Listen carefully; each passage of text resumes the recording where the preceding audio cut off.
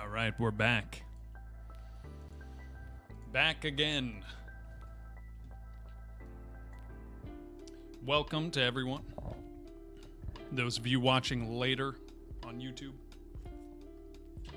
because no one else is here yet, so I must only speak to those who watch the VODs. Let me go ahead and I'll show you what I got here real quick, but let me first post my links in the Discord just so people know I'm live.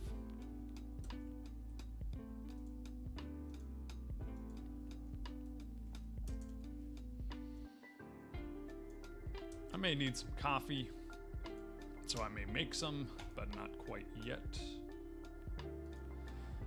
Okay, those links are posted, so let's show some of the progress. I've done a little bit of work off stream, as I usually do.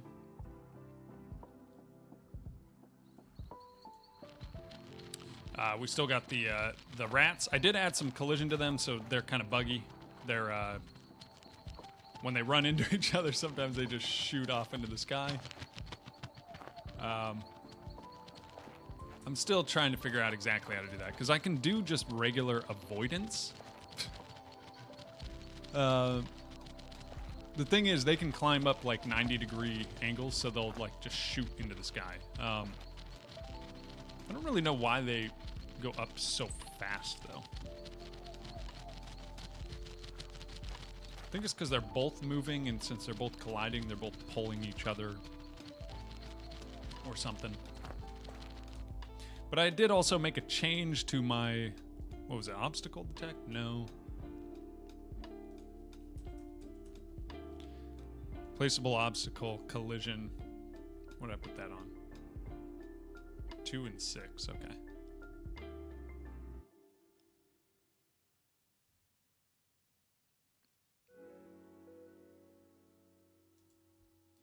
I made a change.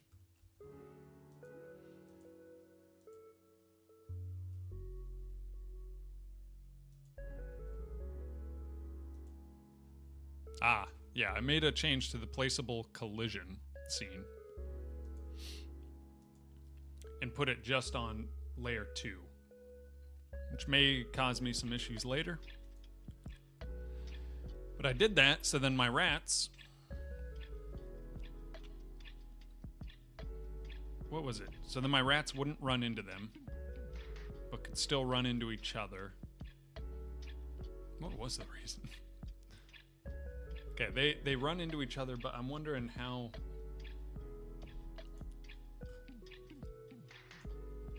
Let's also bump this up a bit. We should build out some of the logic into another, into like a base unit class or something.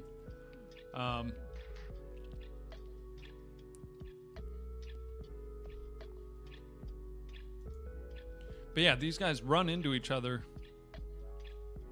but they kind of shouldn't.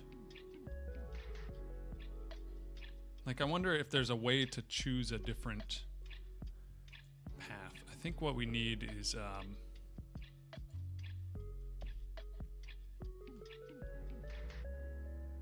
navigation. Let's go to navigation overview.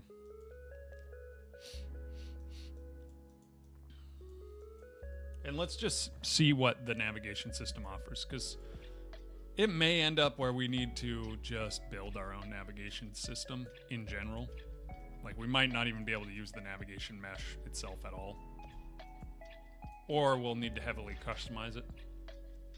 We're definitely going to need to do something different for, like, avoidance, because I don't think avoidance is even really built into Godot. It, like, supposedly is, but it doesn't... It's not in the way that I would expect of, like, agents avoiding each other, so we'll have to figure something out there. So, let's just do a quick look through the docs here. Well, first let me do this. I'm gonna make it so they don't run into anything.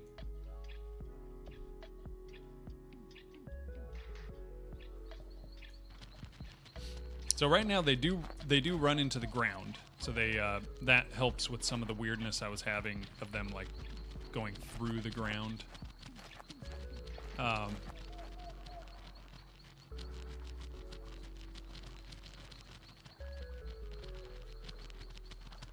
We have all these ray casts on them. I don't think we need quite as much as I was thinking. Also, what is this? Is this because of the gravity, or why do they speed up as they go down? I think it's part of constant speed, I think. Yeah, let's do constant speed. Yeah, okay.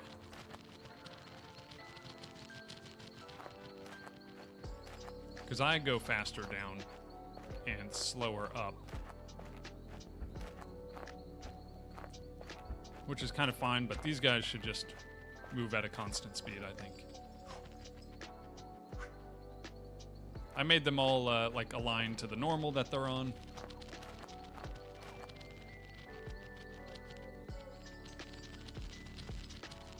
Okay. So that's figured out. All right, let's do some research here. Provides multiple objects, classes, and servers to facilitate grid-based or mesh-based navigation and pathfinding for 2D and 3D.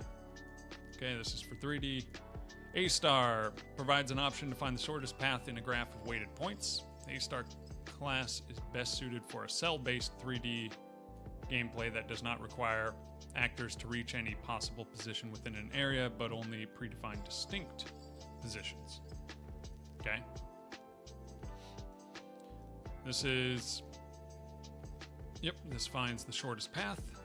Best suited for 3D real-time gameplay that does require actors to reach any possible position within a navigation mesh defined area.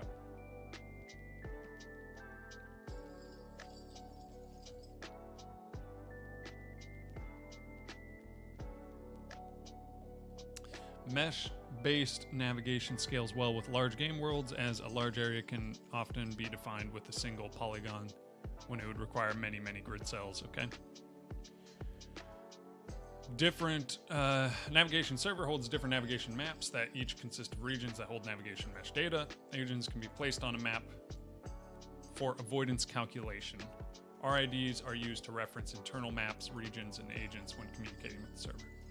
NavMap RID. Reference to the specific navigation map that holds regions and agents.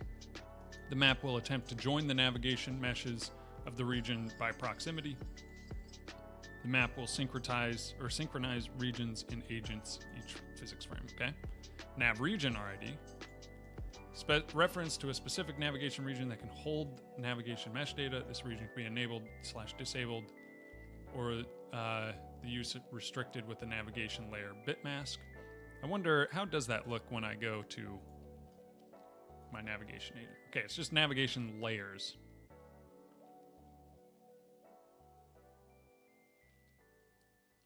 We have an ad starting in 3 minutes. I'll probably make my coffee then. Changing it during runtime will clear and generate a new one. Okay.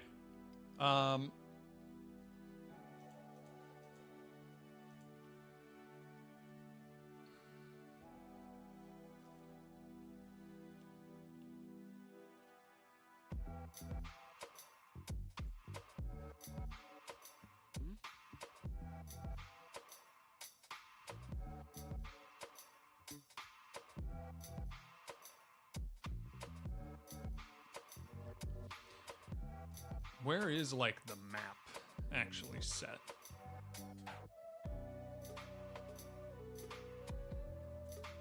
I do not know. Okay, we're doing some learning here. I just want to, like, think about this. I don't even necessarily need to, like, do it today, but know what I'm getting into. Okay. Nav link. Reference to a specific navigation link that connects two navigation mesh positions over arbitrary distances. Okay. Nav agent. This is a specific avoidance agent. Nav obstacle. Specific avoidance obstacle used to affect and constrain the avoidance velocity of agents. The avoidance velocity. Does that mean that we have to use a different type of velocity or something? Or do we not have to, and it just calculates a different path based on whatever the velocity is that you're going? Does it even mean that? I don't know. Navigation region. Okay, this is the region, I think.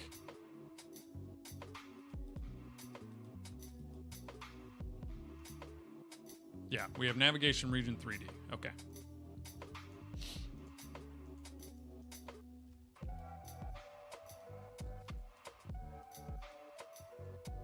So if we were to move,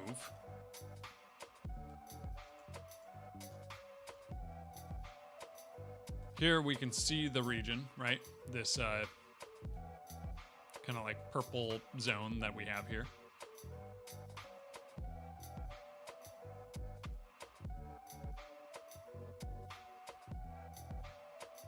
Fast navigation mesh generating.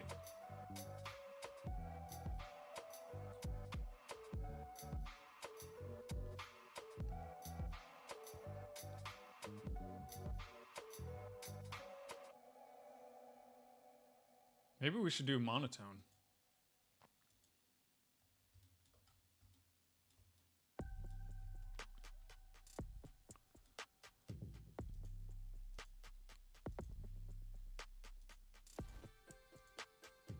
It does seem like this is faster.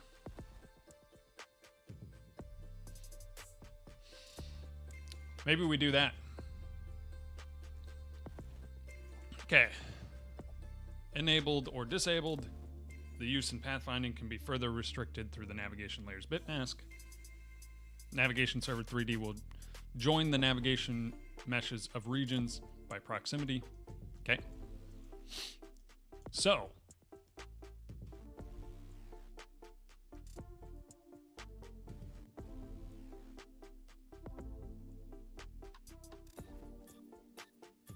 use of pathfinding can be further restricted.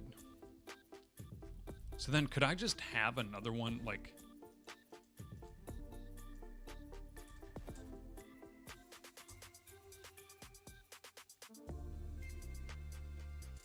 No, I couldn't do this.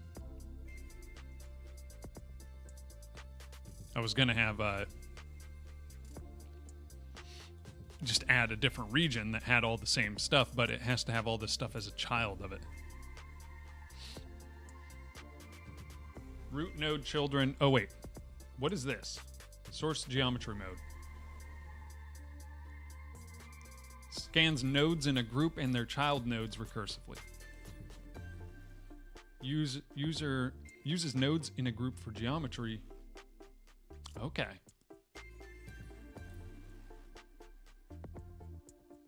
Oh, we have our ad break going. I'm going to go make coffee.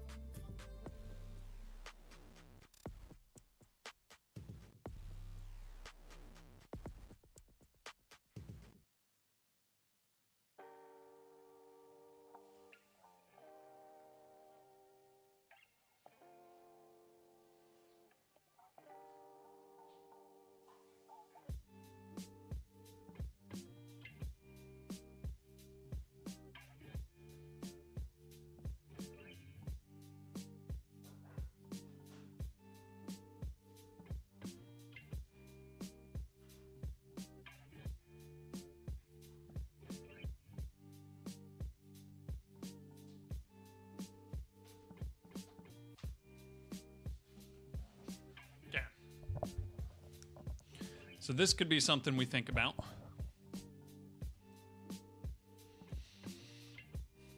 because then we don't need to have it as a child. We can just add all of these to a group with all of their children. So like it would be like geometry groups with children.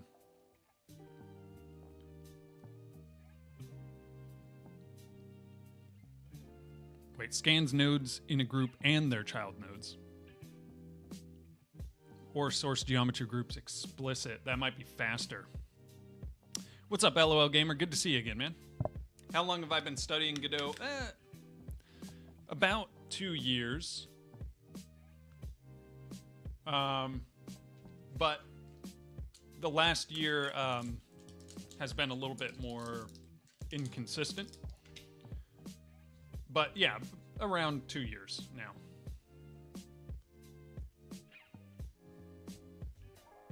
Okay, so we should make a note of this.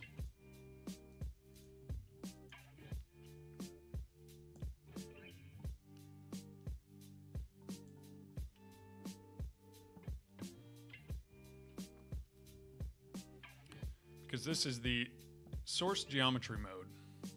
Oh boy, why am I getting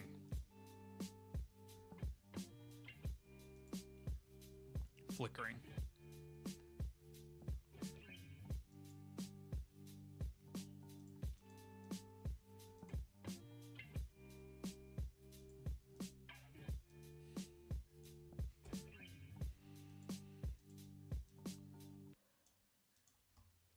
Navigation, regions, and creature pathfinding. Okay. Rebaking nav, updating navigation mesh. Yep, we already have that.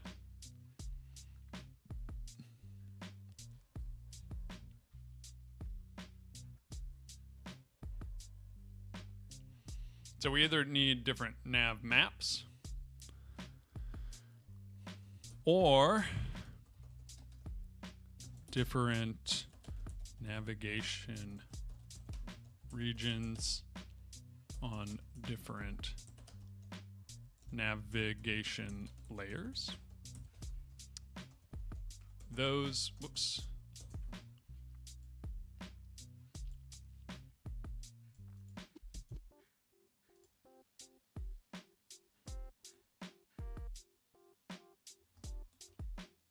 I'm getting a really annoying flickering.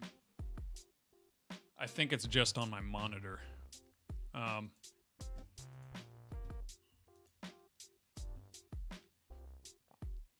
Source geometry node. I'm gonna make a note of this. Regions will have different source, or will use source geometry nodes, or will set to be either group with children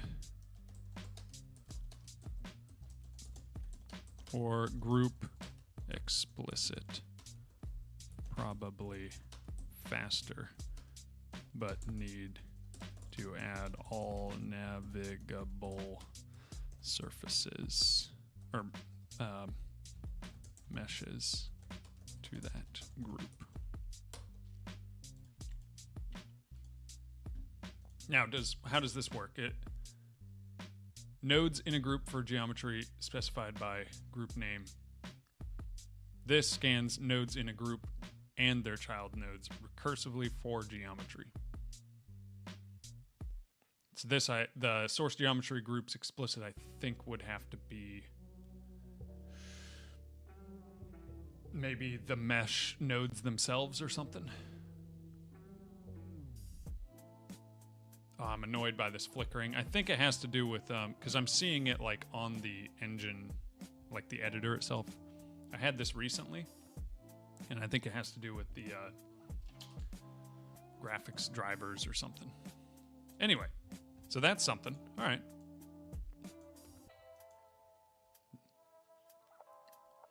Are you from the US? Yeah, originally. I'm living in Finland now. So I used to live in Washington State. but I moved at the end of last summer to Finland. So all the way to basically halfway across the world, because it's a 10-hour time difference. Okay. 2 positions. Okay, navigation link 3D node. Experimental. Okay. This is 4.4.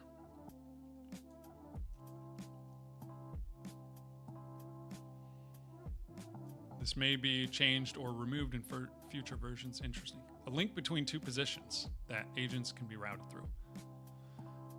These positions can be on the same navigation 3D, region 3D, or on 2 different ones. Links are useful to express navigation methods other than traveling along the surface, such as zip lines, teleporters, or gaps that can be jumped across. Interesting.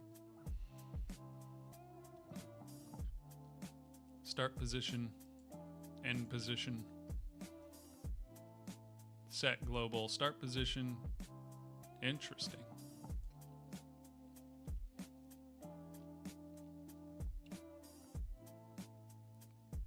Gaps that can be jumped across. Huh.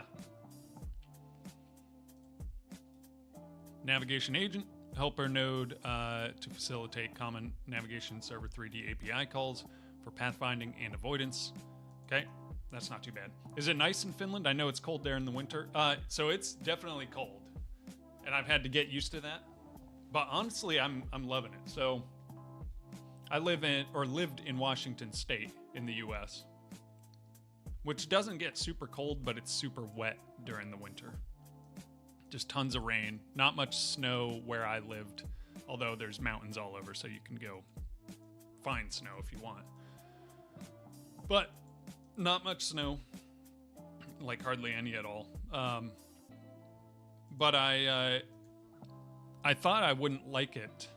I thought I wouldn't like the snow that much. But then I showed. Why is this? Nav region. Oh, it's because we changed this. Okay. But then when I got here late summer, and it started to get cold. You know, obviously once it became winter, got really cold for a while, which was a little tough. But honestly, I've been walking so much, and it's not like too much snow here. So it's like everything is really beautiful out because of the snow. The trees are full white. It's crispy, fresh air. And I don't know. I enjoy it. It's not bad. There was like a month or so where it was like really cold, and then it was like the fact that I don't own a car here made it pretty tough, because I'm used to owning a car. When I was in the States, I had a car because you need one, but here you don't really need a car. So then it was like I'm walking everywhere in the cold. But now I enjoy walking in the cold, as long as it's not like so cold that you're, the moment you go outside, your nostrils are frozen solid, But I really like it here. I love these little rat dudes. Right now they follow you around. I'm not going to have them actually follow you around all the time, but... So that must be where the navigation mesh ends, because they all just kind of line up there.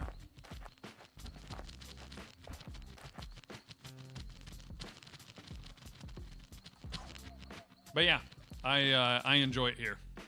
I'm glad that it's not just like in the States. In Washington, it's just wet and depressing all the time. Here it is dark. It gets really dark. But now, like this time of year, it's bright out. Of course, it's 2:25, but yeah, it's bright out, and there's just the trees are just pure white. It's awesome. Pure white. Walking, there's not like a ton of snow. It's maybe like 6 inches to a foot, but everything's well plowed. I live in Oulu, where everything is like, it's like a city, but there's bike paths everywhere through the woods, and it's not like too big of a city, so it's just like really kind of cozy in a way. When I walk to, basically whenever I'm walking anywhere, you can always smell like a fireplace. There's always like, the smell of either a sauna or just a fireplace, and it's just super cozy. But yeah, and not even that cold. Like, it's definitely cold, like, you know, below freezing by quite a bit. Wonder what it is right now. So in Fahrenheit, Apple, which is usually pretty inaccurate, but close enough, is saying 12 degrees Fahrenheit. So whatever that is in Celsius, I still haven't really figured out how to convert quickly from Celsius. So, but yeah, let's jump back into this navigation stuff. I really do need to figure it out, and figure it out in a custom way, because at some point we're going to be making procedural generated terrain, and we're going to need to be able to bake stuff efficiently, quickly, which I think this partition type helps.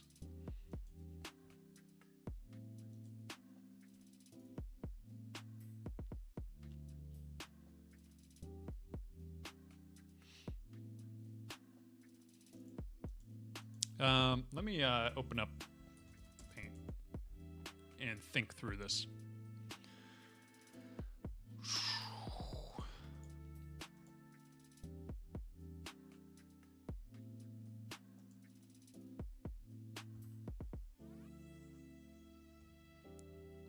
Because we've got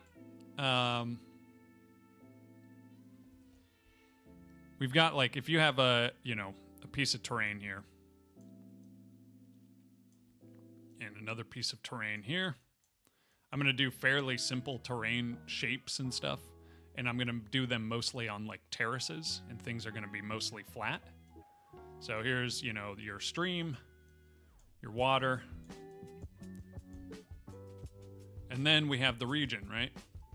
Which, for the big golem guy, needs to be fairly, like, it needs to be defined further away from the edges, because we don't necessarily want him to walk straight up to the edge. But for small creatures, like the rat creatures, we might need it to be, a lot closer to the edge. And they might need to be able to go back here and, go all the way around. And these need to be baked separately, efficiently. And they, the rats need to know that they can go on the green zone while the rock golem only goes on the blue. And there is ways to do this using the nav maps, like you can set a different nav map, but I'm still not entirely sure how that exactly works. But we will figure it out. You planning to make a story for the game? Yes. More on that in a bit. One second. Let me grab a copy.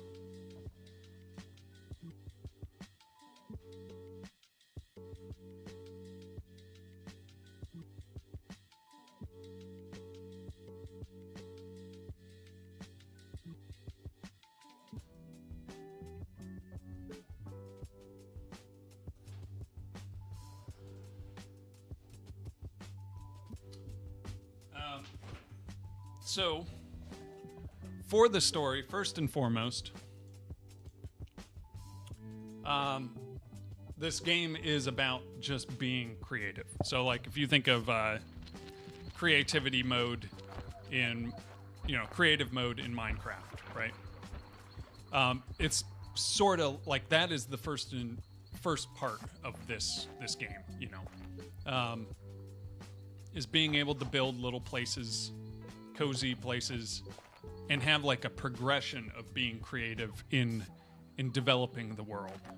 And I also don't want it to just be a game where people who are used to playing Minecraft or something can play it. I really want to make it a game that, like, my wife, well, technically my wife, although, yeah, we got on paper married months ago, but we're having our wedding in like a couple weeks here. But anyway, that my wife would enjoy playing, which she does not play any games. So this would be a game that is, I'm hoping, is playable by people who don't play games and enjoyable because of the creativity side. So like this little cottage here, I had my wife's sister test out the game, and she built this, right? And she never plays anything. She had to learn what WASD is, you know, to move the character around. Had to figure out how to move the mouse around just to look. And she was able to build this. I had to, you know, show her exactly what to do. But this is kind of the story to some extent. Is just like, oh, I want to build my little cottage. And I want to fill it with decorations, which right now there's not really any decorations yet, but that's going to be a huge part of it, is building out like the different elements of the game, the kitchen, you know, the cooking stations, crafting stations, those types of things, and just making things cozy, you know. So that is already a big part of the overall story, because in a lot of survival games, you know, the story is what you make of it. However, that being said, there will be an actual story and there will be an actual progression. So I want people to be able to have fun without really ever progressing that much. There will be even maybe a creative mode where you just have all the progression unlocked or something. I don't know, and you just want to build things. But there will be the greater story, which involves working with the environment and with the creatures of the world. So the rock golem, even the rats, which the rats are kind of antagonistic. They are supposed to be kind of annoying at first, like you can't build because they're getting in your way, or they're maybe going around and like using up resources that you need. But you can get rid of them by, you know, using your light wand. You can tell them to get out of here, you know, and that'll keep them away a little bit. Right now, it doesn't keep them away for very long. But through learning the environment, you can learn that, okay, if the light wand makes them run away, then I can place a light crystal that guards a zone and they won't enter that zone or something, right? So there's some that are like more adversarial to you. Steve, I don't know how to say your name. On Twitch, hello there. How are you doing? Welcome. I'm just going to call you Steve. But anyway, you're working with the environment. Some are adversarial, some are more neutral, like the rock golem guy. But I'm thinking that most, or if not all, creatures can be worked with to some extent. Like even the rats, I think you can befriend them. And there is a progression system to like, how do you work with the rock golem? Well, he's neutral, he's pretty chill, but you got to figure out how to make him like actually friendly and have him help you progress, because there will be things that he can do to help you. There will also be like hyper friendly characters or creatures, which are ones that you don't really have to do anything for. Well, what is this? What has happened here?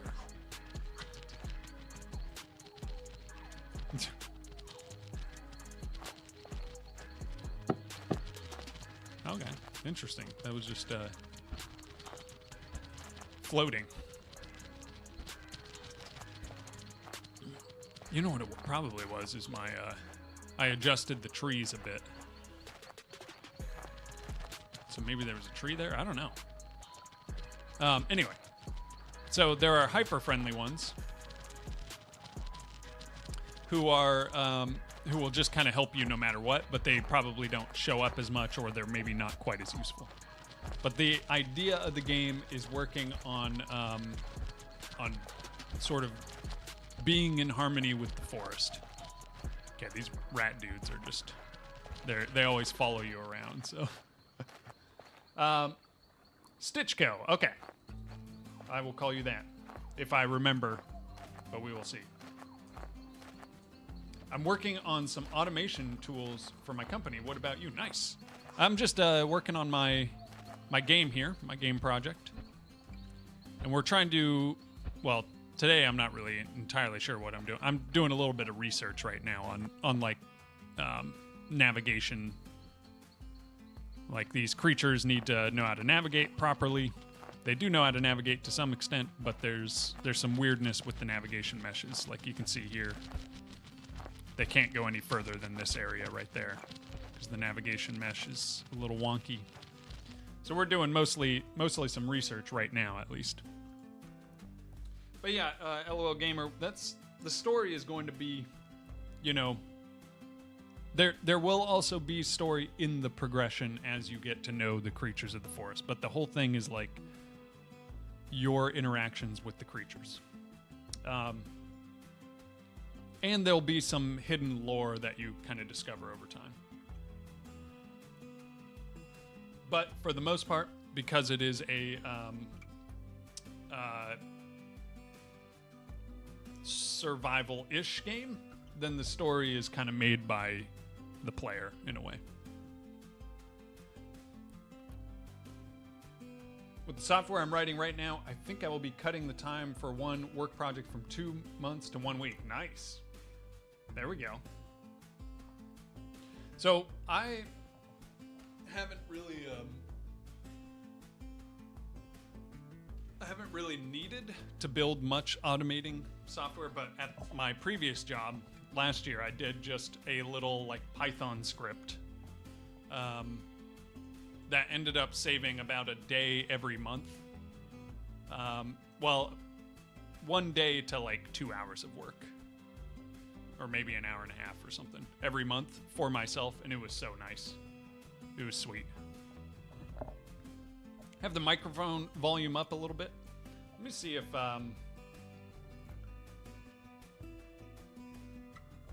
let me check here.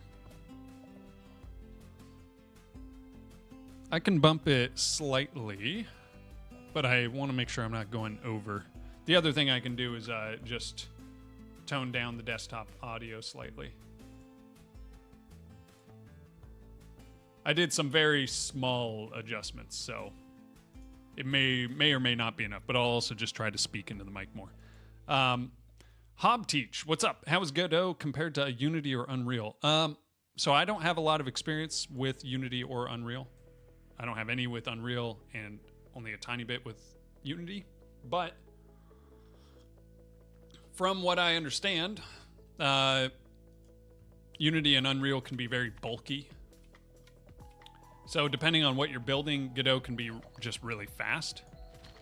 Like, I think you can iterate really fast in Godot, and part of that is just that because it's a smaller engine that doesn't have as many features.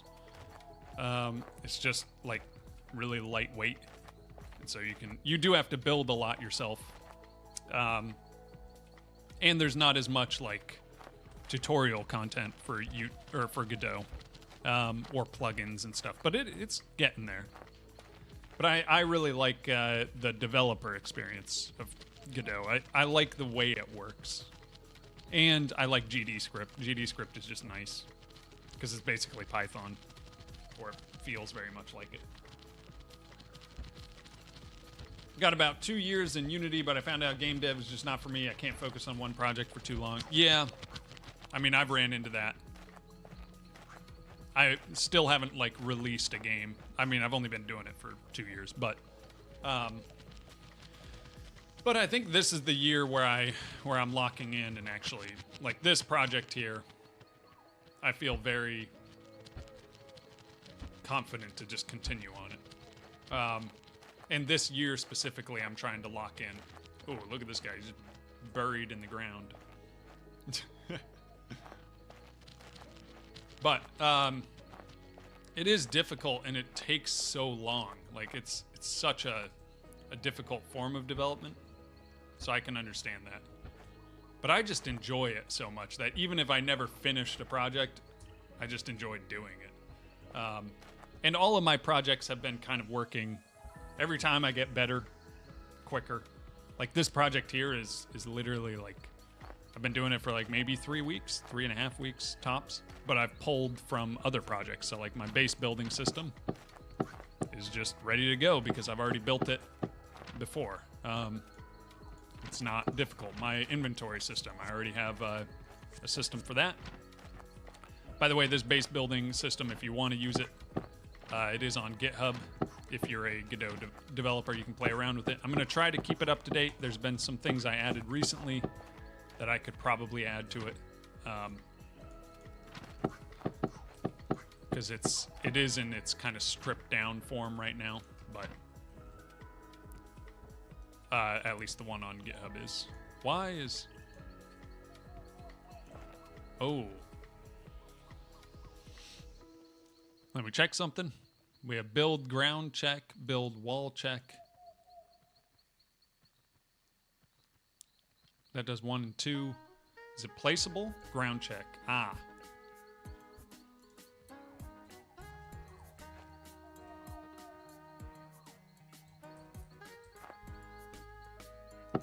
There we go. But that one, this plugin, if you are a Godot developer, you can check it out. It's called DS Base Builder. I built it. DS Base Builder on my GitHub here. And you can test it out. It has some example components that you can switch out. I have some stuff here. You kind of have to just play with the... I need to make a video on how to use it. I've been saying that for like 2 months now, but I need to make a video on how to use it so people can actually add it to their own projects. Because it does work, but it might be a little bit hard to figure everything out just based on reading all of this stuff. But yeah. But yeah, every project I do, I learn a ton. I also try to build plugins when I can. So then I can learn more.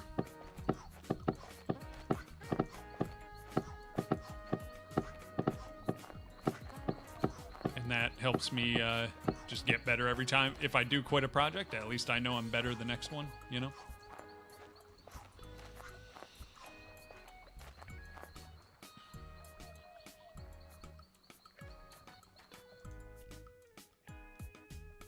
Okay, what am I doing? Navigation link. Okay, that was, I'm gonna just copy this.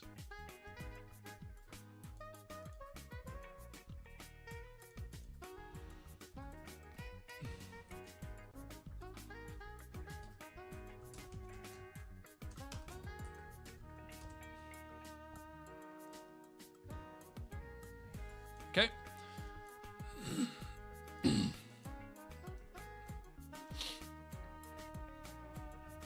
Okay, so we have navigation agent,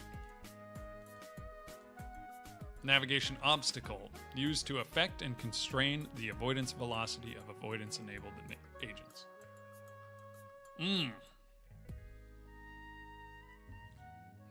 This node does not affect the pathfinding, so it literally is avoidance velocity, but I don't really know what that does.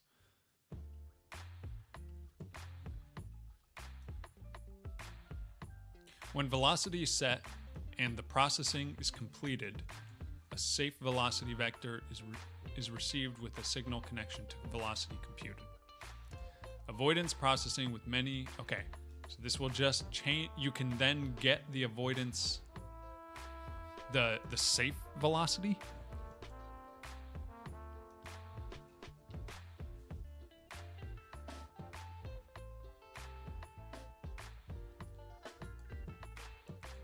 Let me try this.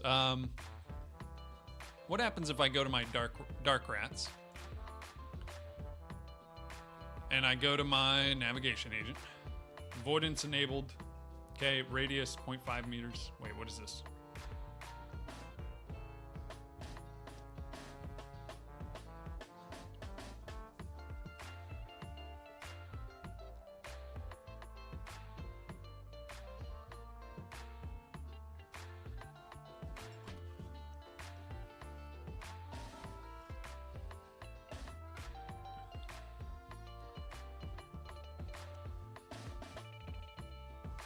So,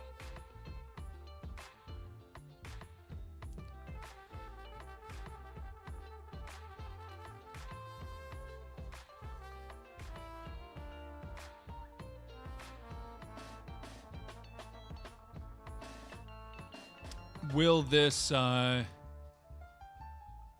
automatically detect? Okay, I think this detects other agents. We'll see. I'm going to do something like big, like 2 meters. And then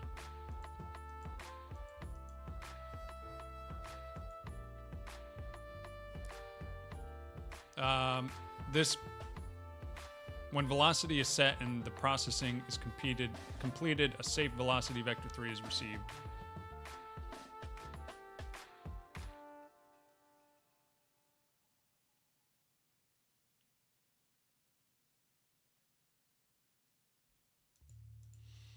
So how do I use this then? Clamp nav dot safe. Nope. How do I get this nav? This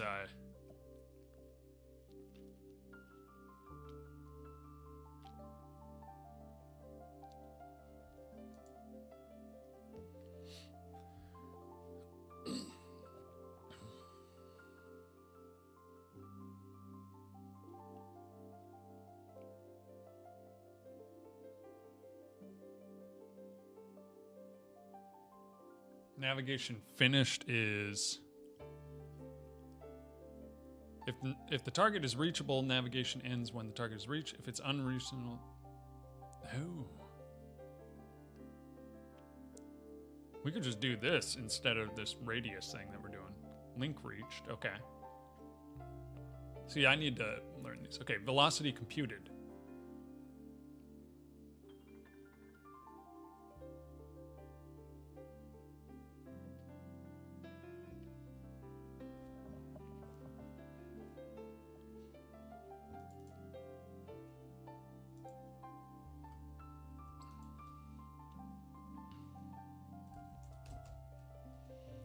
Dot clamp, I think. Safe velocity. Can I just do this? Oh. Wait, what is this supposed to be? Min. Okay.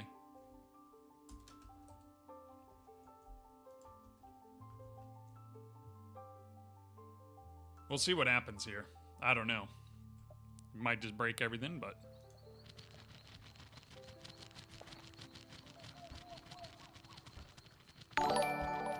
Hey, Bacon on YouTube. Thank you for the sub. Appreciate it. Okay, they do not seem to be avoiding each other. So, do we need a avoidance like an obstacle?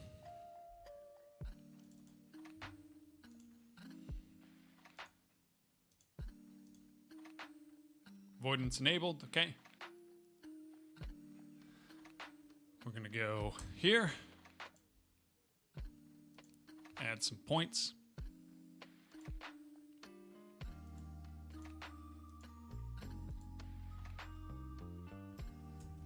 Save. One. Okay, we're going to just grab this, bring it down like that.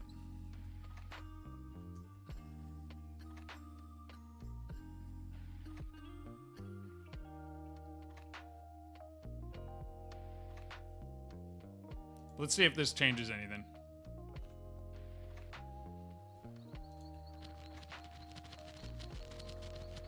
No.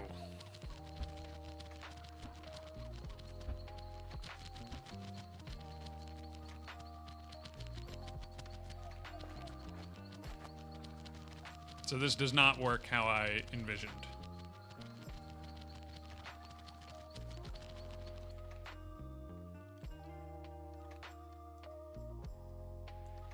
Let me throw on... Okay, we have avoidance. Wait. Oh, wait. Yeah, avoidance enabled.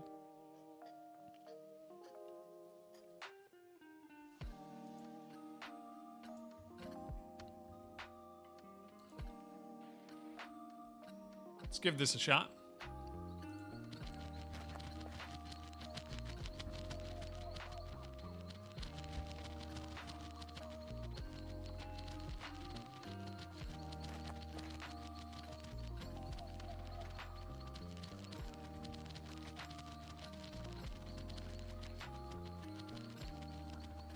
Okay. Yeah, this is not going to work. Don't care. Navigation obstacle. 3D. We can get rid of this. All right, that was just trying to test it, but it doesn't seem like it really matters. We're going to go to our dark rat here. We have navigation 3D velocity computed. We can get rid of that. Now, we have this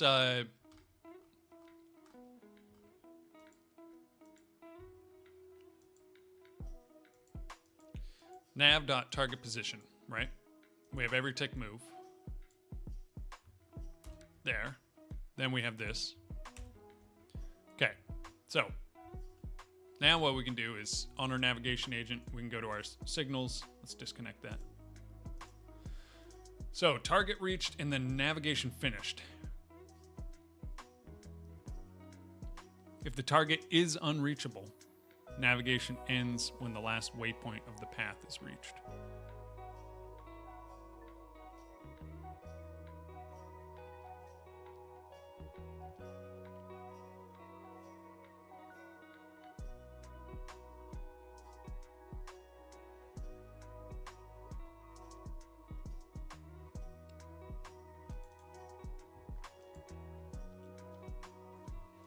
Now we can do enter idle.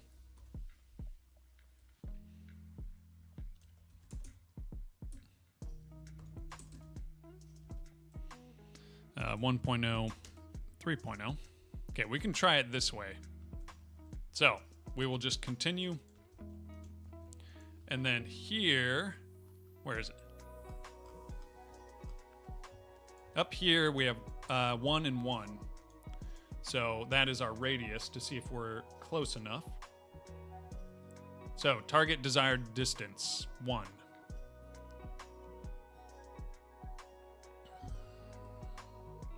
Target reached is emitted and navigation ends, okay?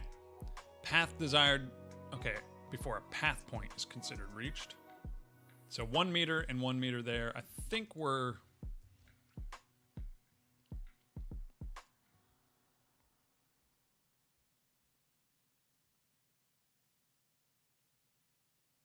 Okay.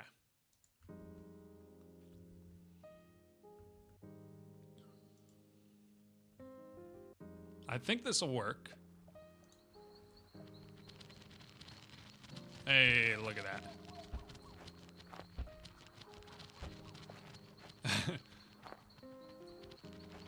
Some of the pathfinding is definitely wonky. Let's do simplify path. We might have to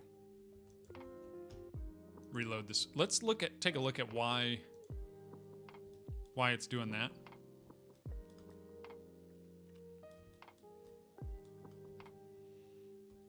So this is the tree that they were trying to get across or go past.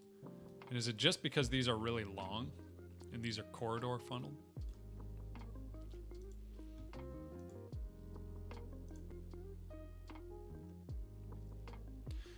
Layer partitioning. Good choice for using tiled navigation mesh with medium and small size tiles. How does this look? Okay.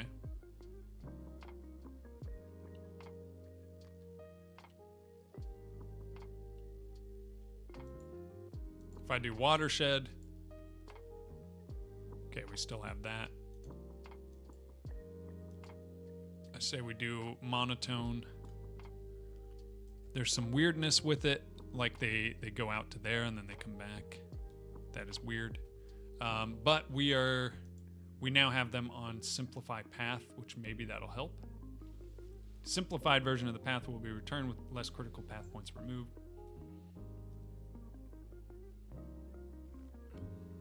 Steering or avoidance in open fields.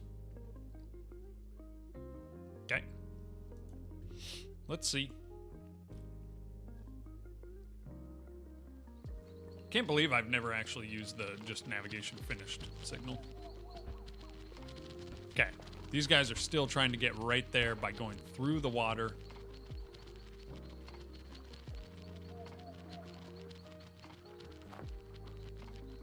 instead of just walking right there. Like, they're going all the way out to there.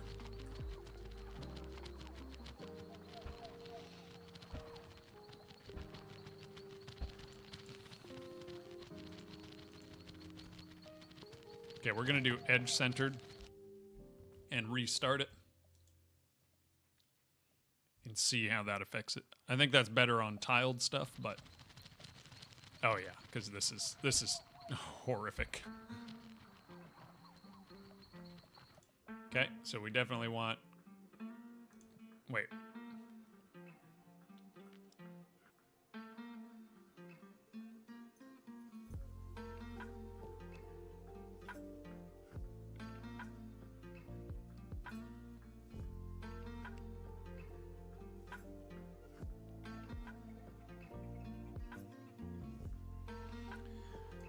Let's try none here and see what happens.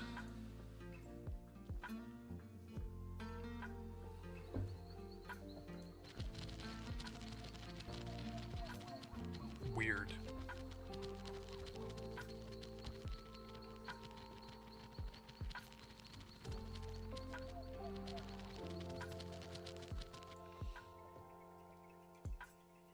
Okay, we do that.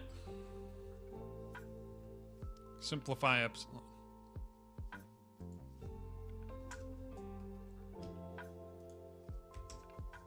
Let's do it like that, I guess. See what happens.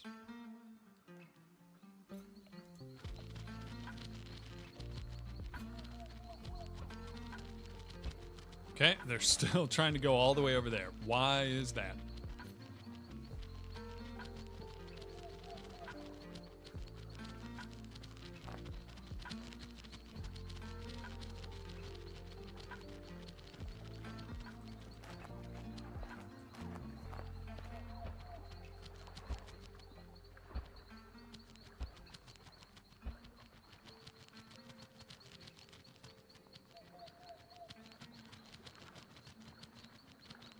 Some of them, like, are just not coming back. Oh, okay, now they are. All right. So strange. Maybe it's these. Ah, you know what? Let's give this a shot because I'm going to do visible navigation. And we will see how it looks when we load in. Okay. So these guys are all going to that point over there.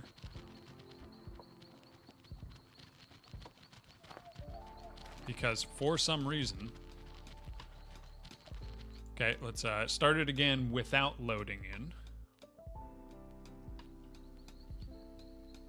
It's very difficult to see. Okay, we're going to go over here. Yeah, now they have no issue. It's just because when we load in, we have all that terrain that changes, or all the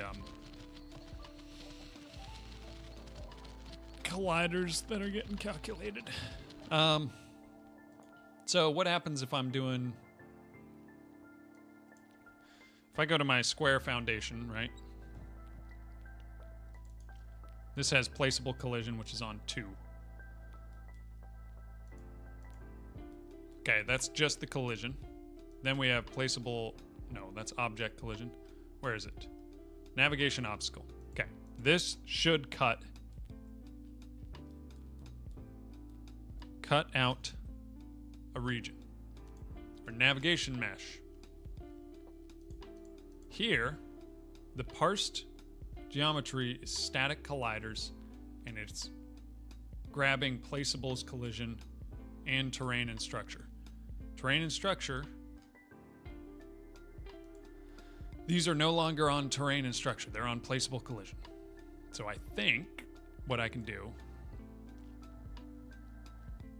make this not look there anymore, and instead we're just using navigation obstacles.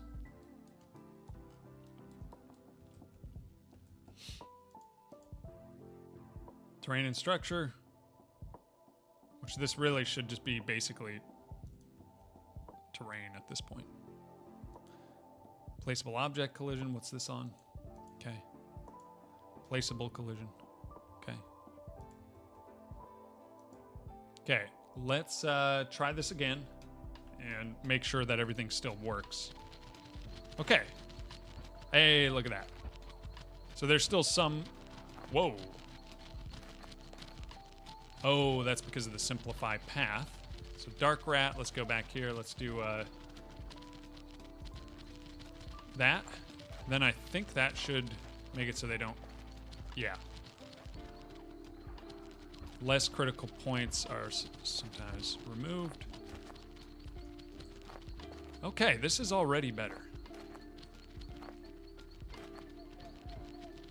They should still be able to kind of like go through there, so maybe we do something like with these guys we do 1 meter, and let's see if let's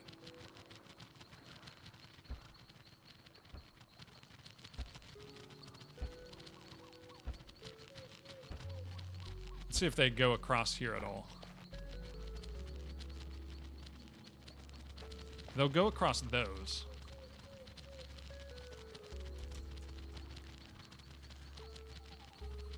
But they won't, like, jump.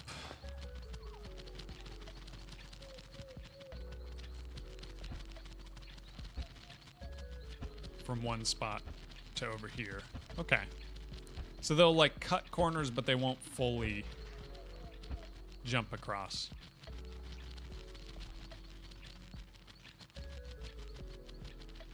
All right. I'll do like 1 here. And then let's go over here and see what happens when they get to, like, these corners.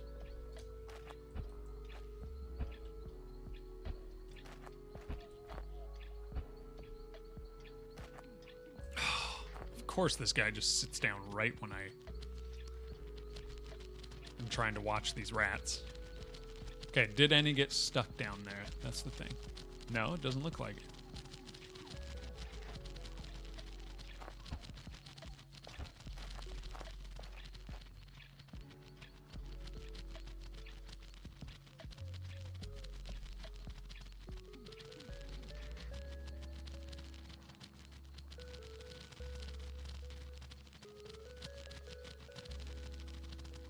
Okay.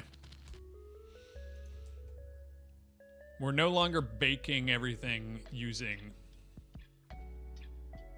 the geometry.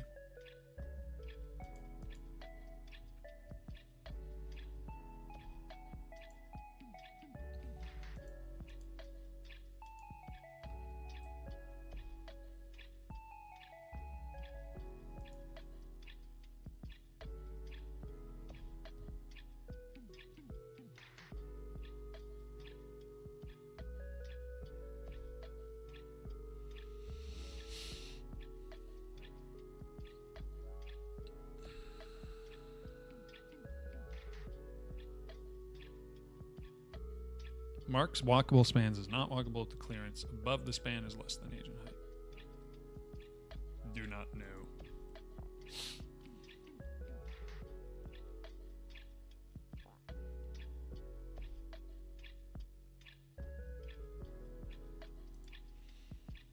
Let's do like 3. Okay. What if we do like 12?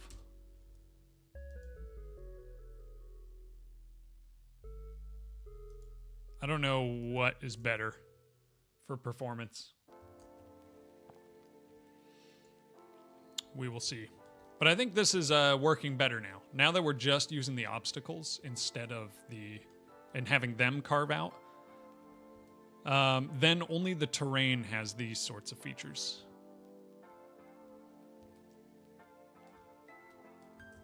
Like these sorts of radius features, I should say.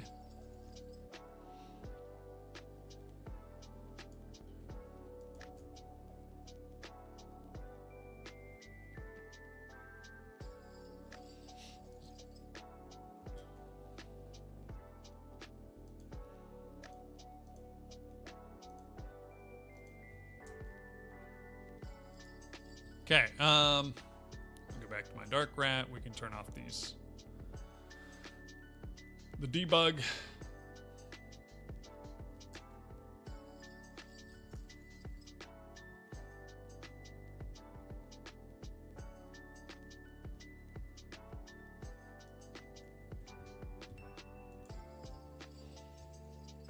We can also do this with the rock golem. So instead of this, we can go to the navigation agent. We're going to say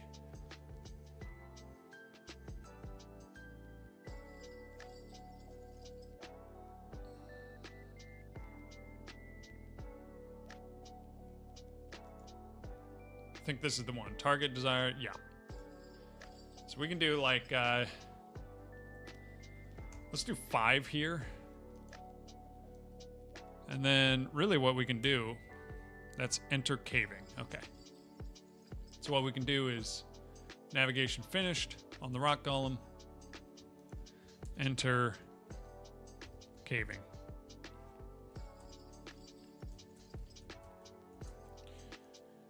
And let's take a look and see, make sure that it's working.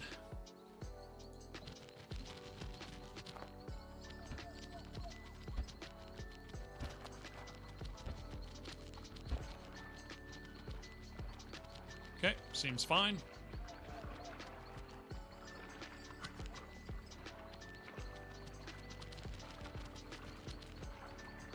Because this does all of our target reachable stuff.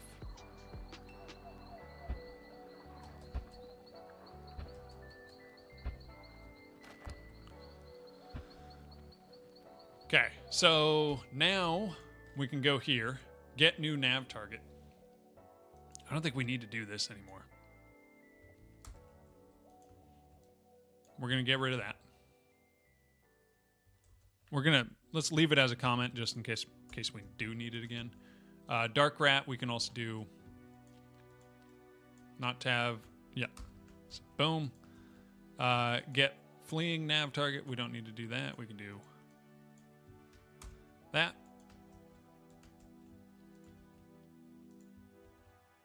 Okay. Because if it's not reachable, then it's just not reachable. And it sends this. We enter idle. Okay. Not bad. Let's go back to some research. This is why we just need to read the docs more. Just got to do it. You learn way more.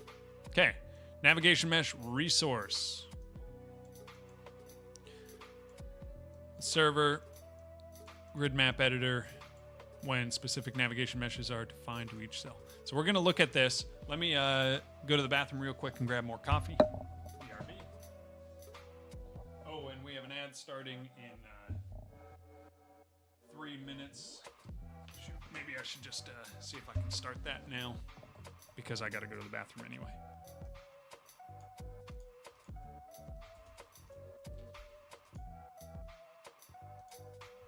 Yeah, I'm going to start that the ad on Twitch right now, just because I got to run to the bathroom anyway. So, BRB.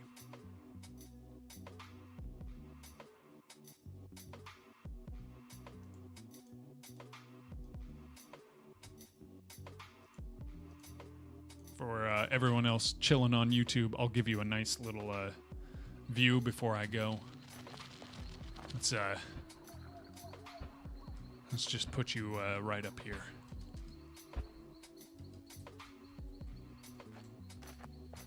Okay. Enjoy your view, BRB.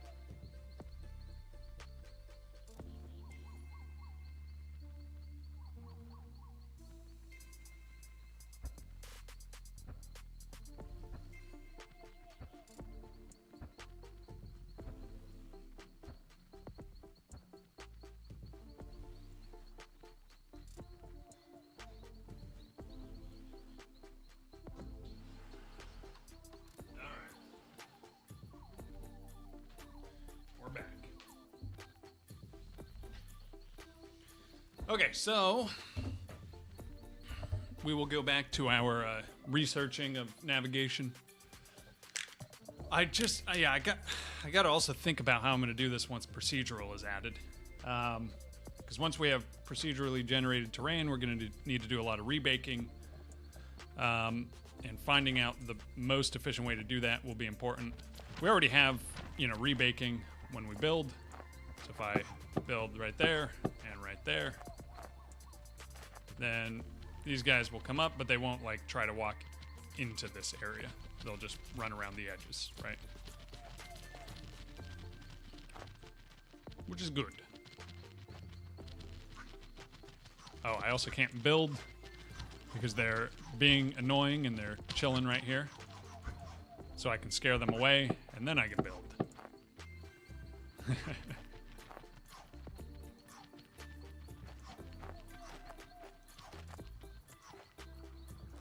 But, yeah, we'll have to figure all that out. That's all just technical stuff we're going to have to, worry about at some point. When we actually try to do procedural, that's when we're going to have to do it. But back to research, we got the navigation mesh. Why does this say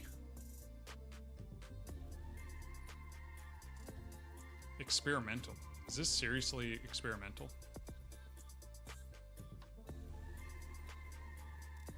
Okay.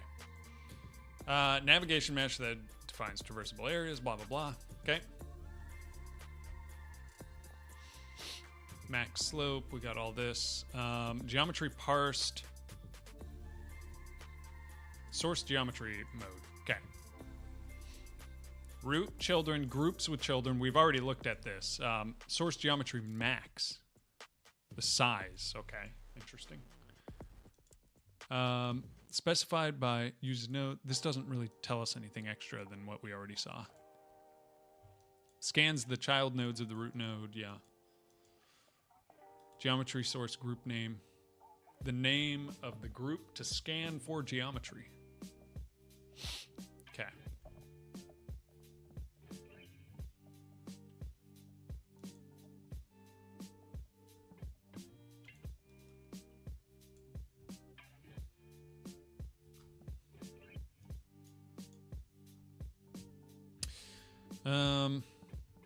Add polygon. Weird. So you can just add a polygon. Get polygon index. Okay, the partitioning. No, this is just the same that we see in the editor, so not anything too special. Okay. Holds the mesh data, provides 3D geometry baking option to define the navigation areas inside the area or editor as well as at runtime. Uses this resource for its area. Server uses this resource to update the navigation mesh of individual regions. Grid map editor uses this resource when specific navigation meshes are defined for each grid cell. Okay. All right. Let's take a look here. Setup for 3D scene. Minimal viable navigation in 3D. Uses navigation server and a navigation agent 3D for path movement. Add the navigation region. Sick. Add a navigation mesh. Yep, you can add the mesh instance as a child. Okay. Add a new plane mesh. So right now, how we have it is that all of these are children of the navigation region.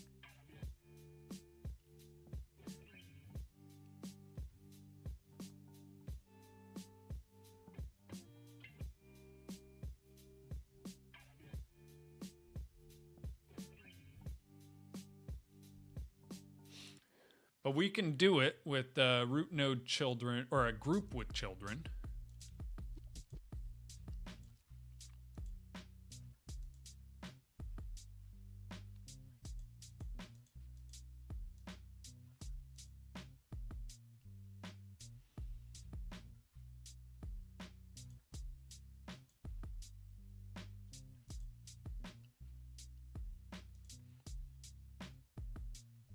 So let's try this actually. So group with children. Navigation mesh source group, sure. Add child node, we're gonna do node 3D, just to keep these all in the same spot. Previous nav stuff. Grab all of this. We're gonna actually toss it there. Okay, so this now groups.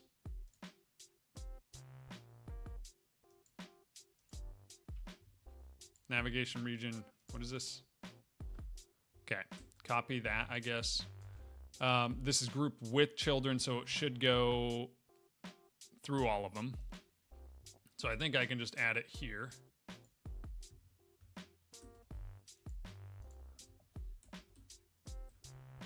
Nav geometry group.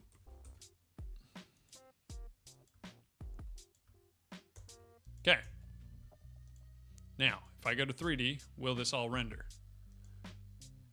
Nice, still baked. Okay.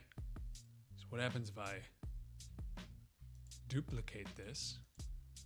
Say small. What am I doing here? Nav region, bake navigation mesh. Okay. I can do nav region small.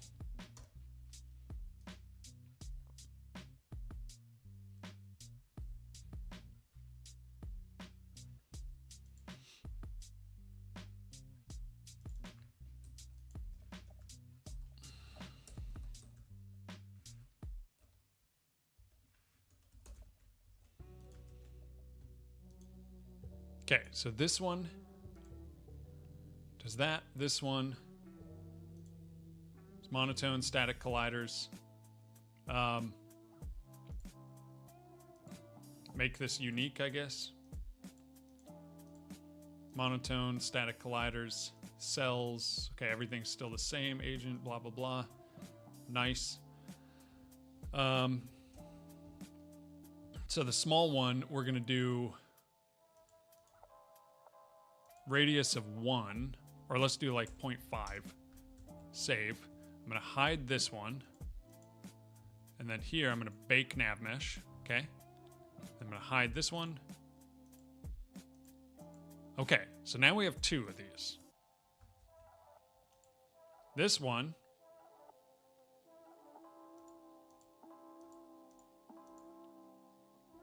navigation layer. We're going to do 2.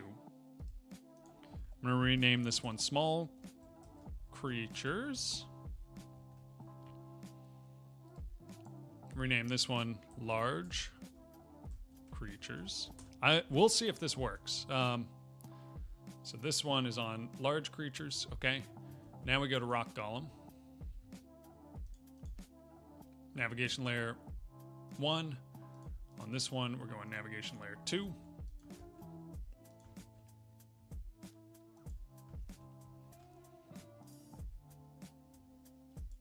And let's play it. Lunar, what's up? What are we working on today? Some more navigation mesh stuff. Okay, I'm gonna load this game.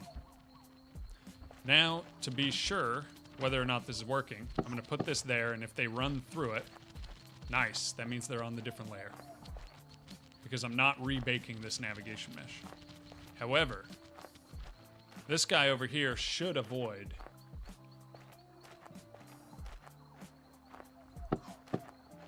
anything I build.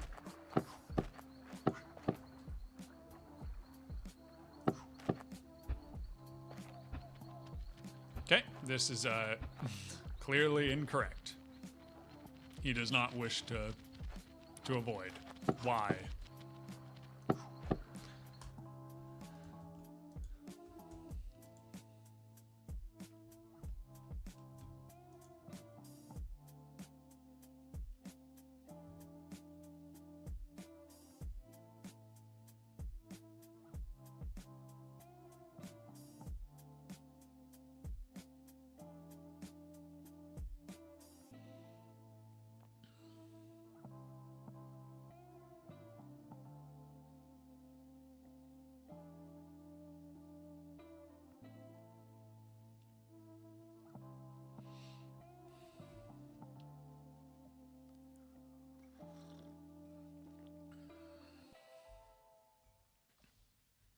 is this?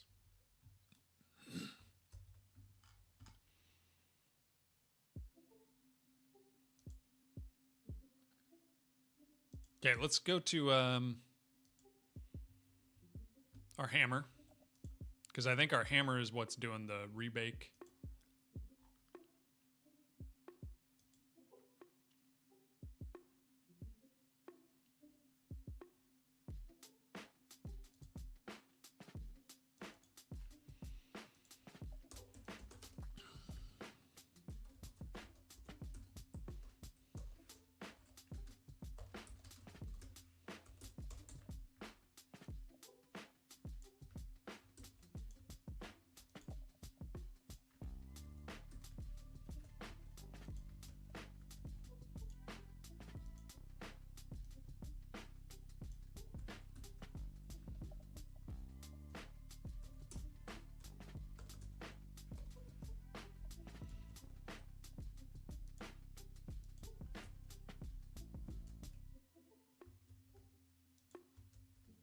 Okay.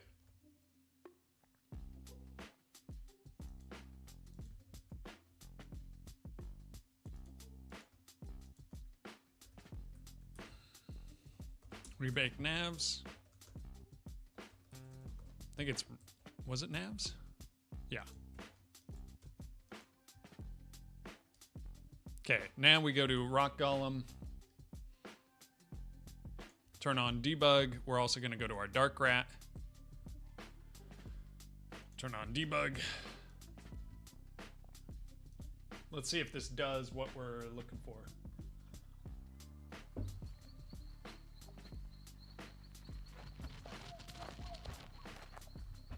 Okay, let's load so then we have our stuff.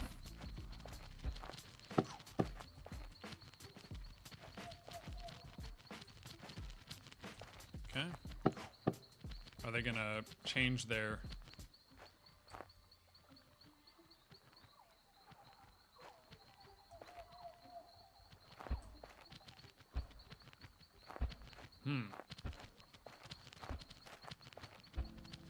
Okay, a lot of these guys, they're still going through this? Why?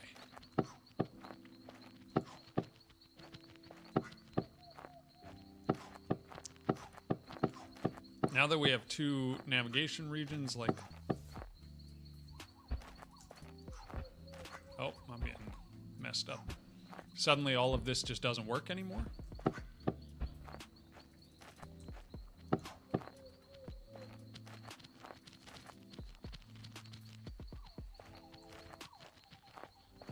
Yeah, like suddenly these guys don't...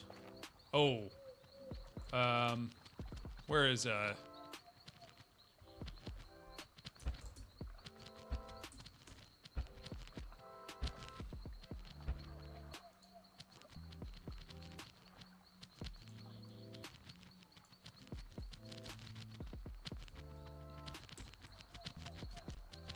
Okay, we can rebake the navs on the load.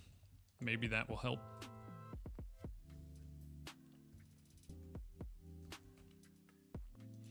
And then what about our navigation obstacles? Do these just automatically affect the right?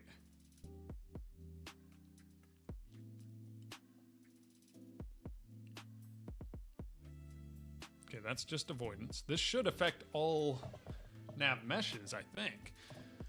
So, let's do this. Visible navigation.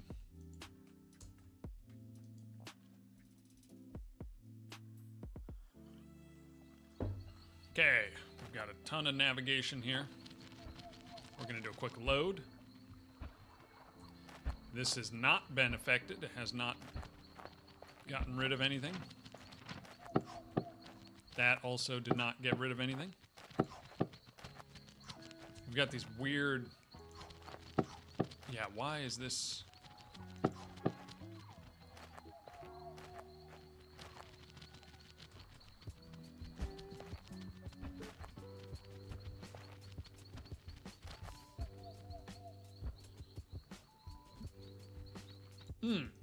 I think I know, actually.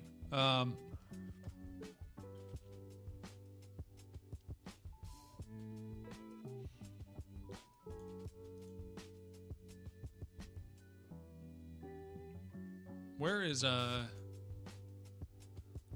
component? Base build component.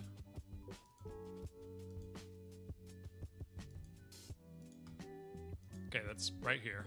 Add to group persist.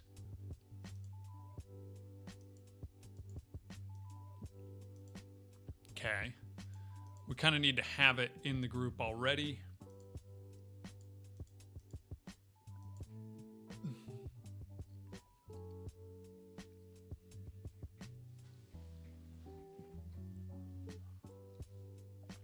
And so, I think what we can do...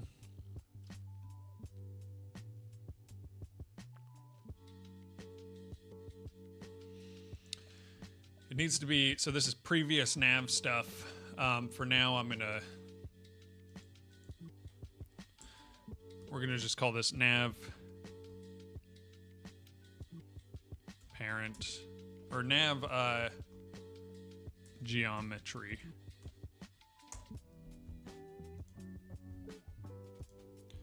We're going to go like this.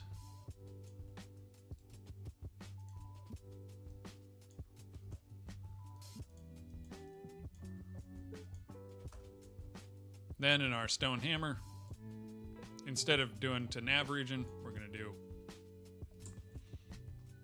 nav geometry.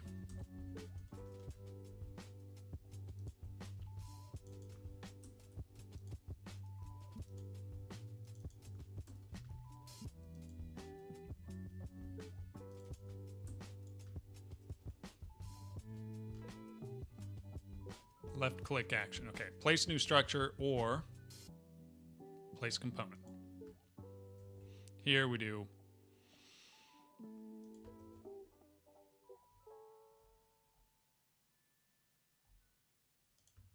okay. Let's see if this works. Hey, there we go.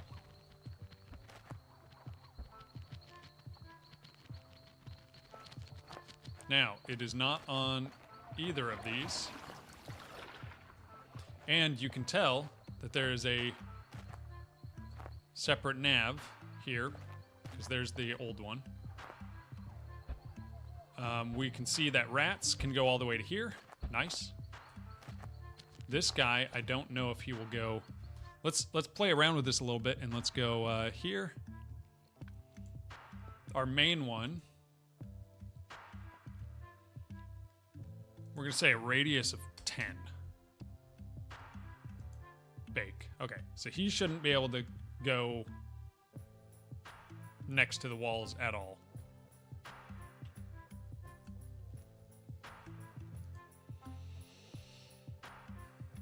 And then our...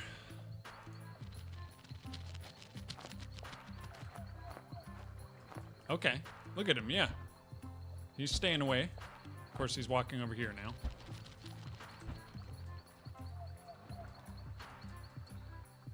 Goodness, it's hard to see when you have navigation regions like visible.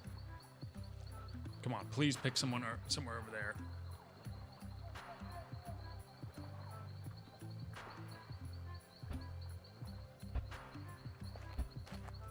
Okay, well, he's not going over here.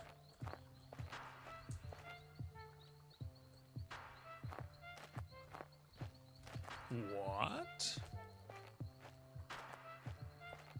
What is all this? There's some crazy geometry here.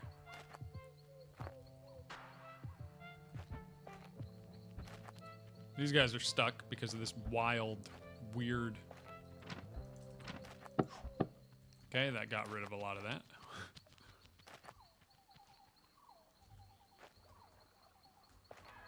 Yeah, that's weird. Okay.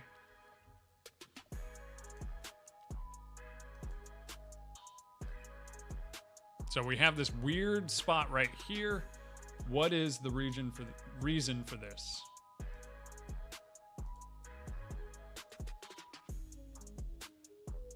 Okay, agents, height 1.5 meters. Okay. Radius is 0.5. Max climb is 1. Why is it like that? All from right there. Okay. Let's go back to watershed. Bake it. Okay. It's that monotone one that was messing it up. This one here, if I hide this, I believe this can still be kind of monotone.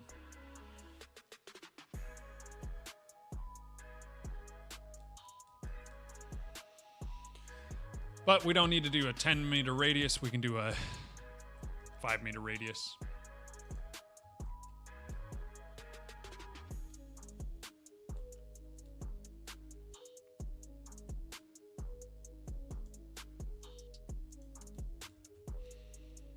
Okay, so this is slower. If I hide the big one, actually that doesn't matter too much. We'll jump into this and we'll see how fast the rebake takes.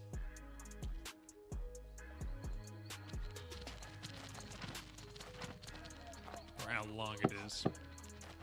Okay, it's still not terrible.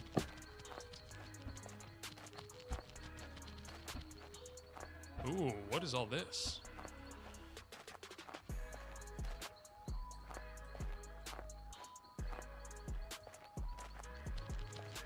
Oh, it's their cell height. I think.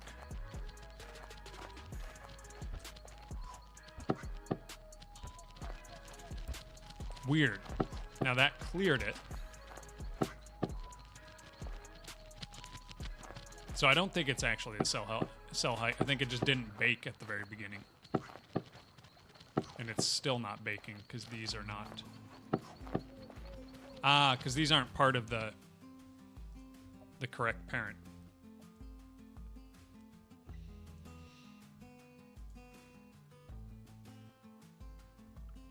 I'll just put this on this. Save. Because this will automatically load in. Just because of the way our save system works, we have them all saved as a child of the navigation region. So I'm just going to put this on the global group, navigation mesh source group. This one shouldn't need it because we're adding everything as a child to nav geometry now. This will all take some playing with, some messing around with. But, all right.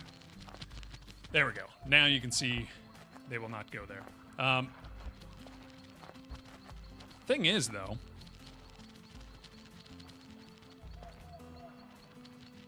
I am realizing now that I might be able to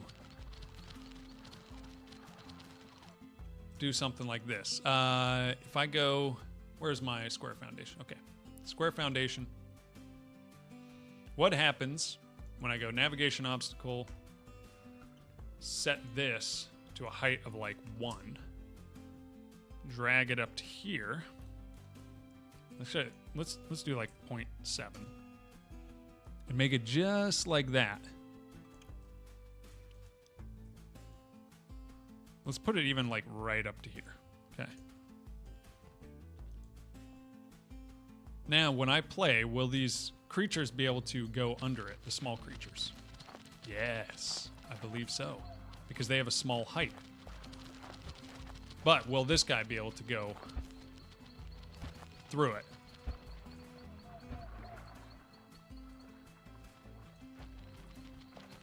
I don't know. If I go to forest, can I turn off that and... Okay, it doesn't hide that.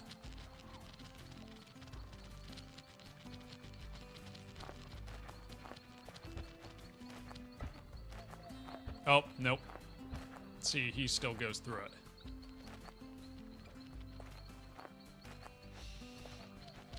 But his height... I'm wondering if I can do this through height.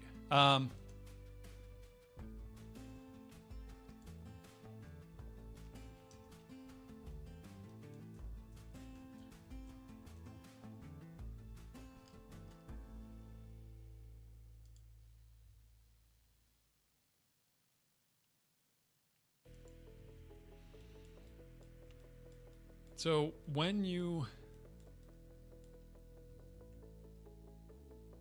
Well, first let's do this. Navigation regions small. This is 1.5. Okay.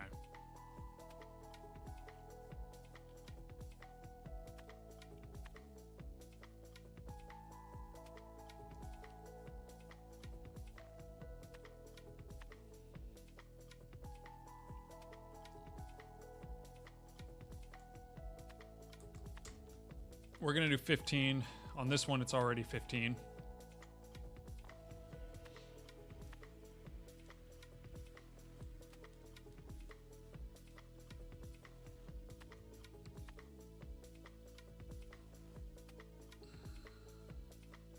Then this is looking at... Hey, Lunchbox, what's up, man? So this is looking at the geometry. I'm trying to remember how the height works.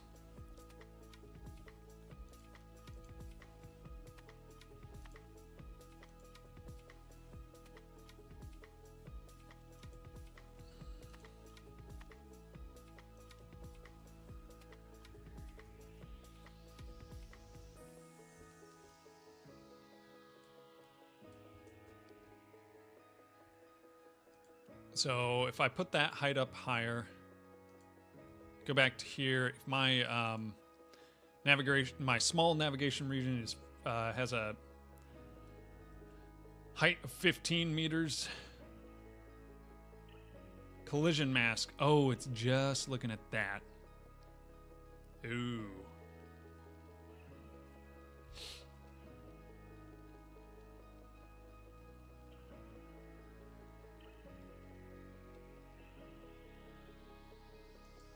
Maybe we can add this back in.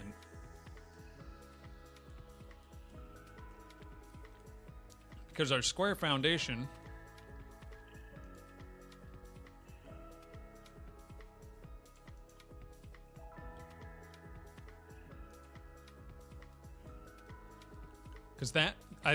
that parses the geometry to see how high up something is. So, if I do that, what happens here?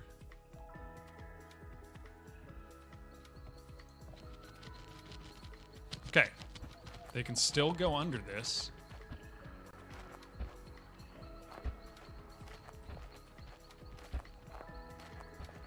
Oh, they can't because they're at 1.5, but there's still geometry under it.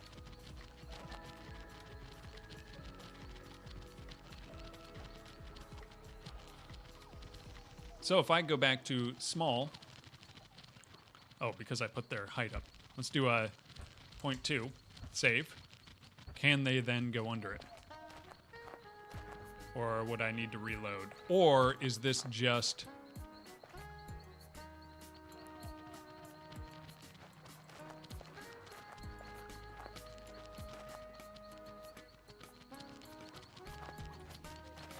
Is this just part of the...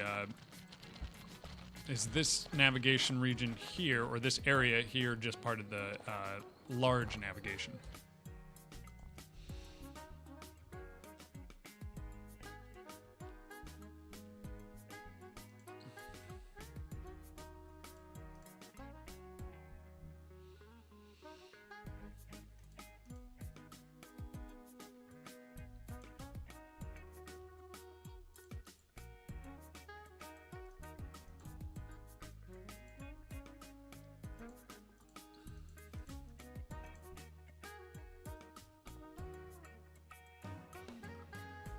Okay, that... There's not really a way to differentiate them, I guess.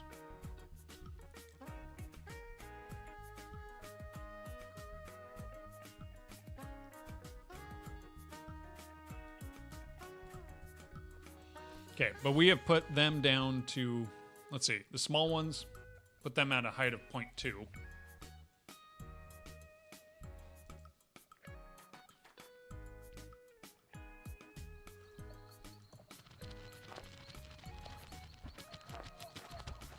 Oh, yeah, I think, maybe. Yeah, look, okay. Now they can go under.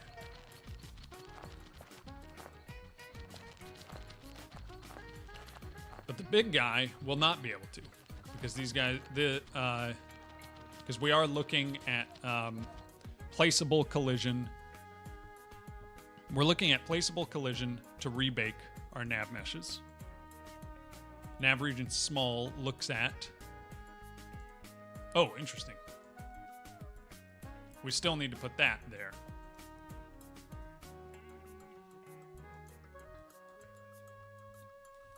So...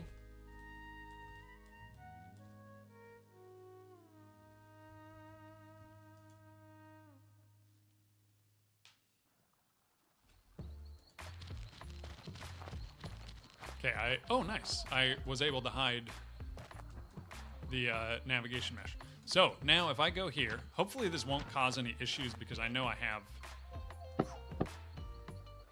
Okay. So now he stays really far away from these, which is actually kind of nice. It's good that he does. Okay, look at that. And then because of the agent height, we can shrink down his region.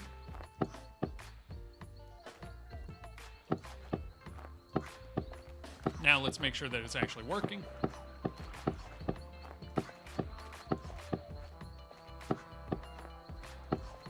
So he's over here.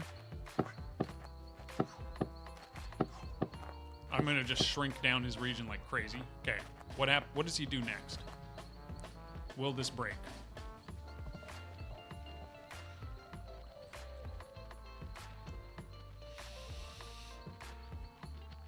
Nope. Yeah, he just can't move anywhere. So he just instantly goes idle again. But that's fine.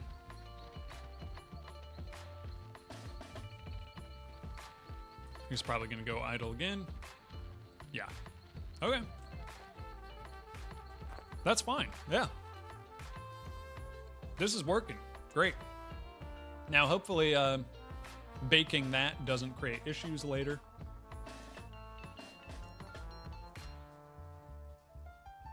We don't need visible navigation anymore.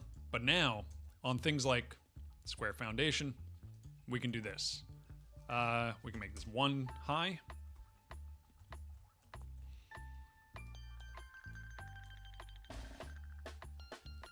And, oh, I didn't even think about this. We can just make this match the size of the collision, because on the large one... Oh, actually, wait.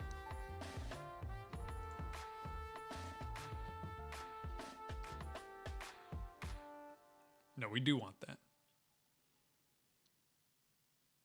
So do we even need these cutouts anymore? I don't think we do. Might not even need these obstacles.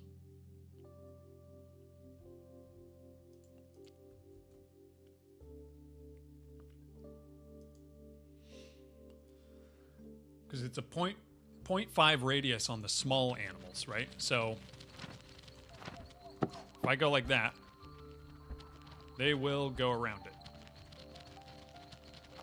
Just on a smaller radius. But if I go like this,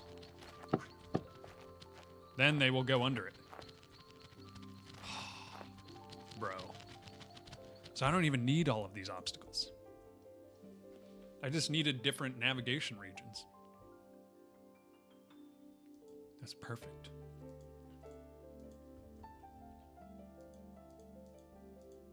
This has a placeable collision, so it will be... yeah, anything with a placeable collision doesn't really need these.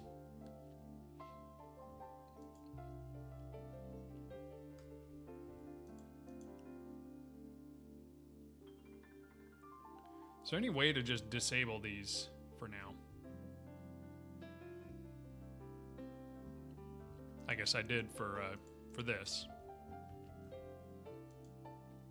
So this navigation obstacle. For now, I can just kind of get rid of a lot of these, I guess.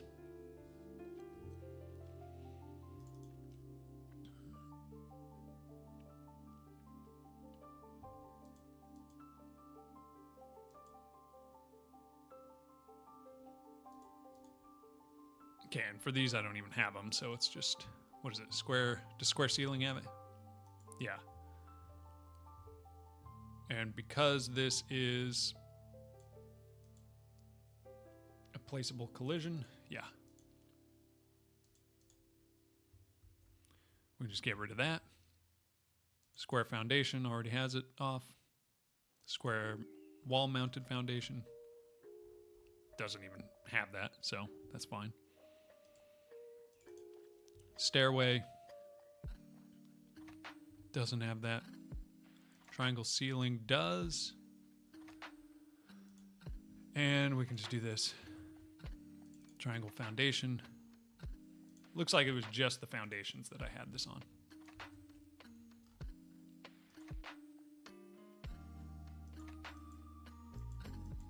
Okay, this includes the posts. A regular square foundation.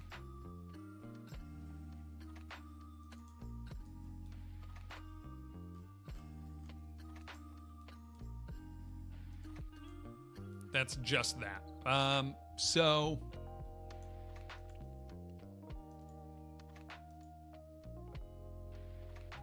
this has these posts.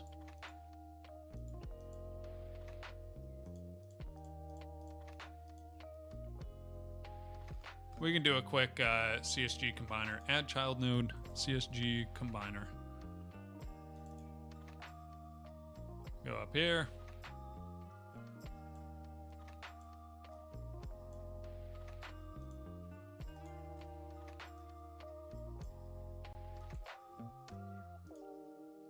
Make collision shape.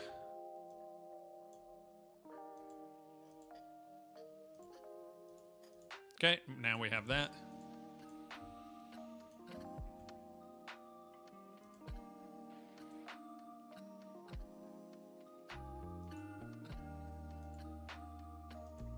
Might as well do this too.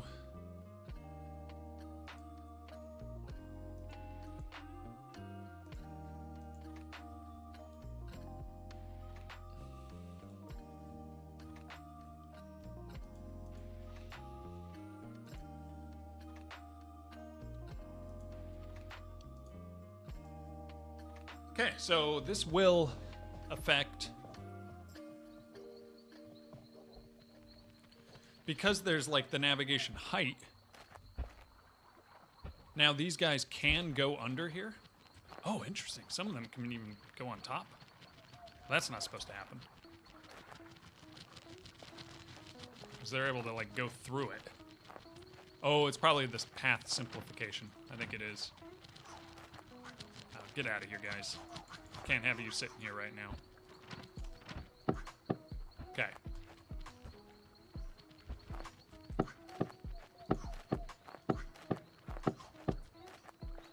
Oh. Okay, so they can go under. It looks like a lot of them can kind of go on top too, which is a little weird. Oh, you know what? I think I know what's up.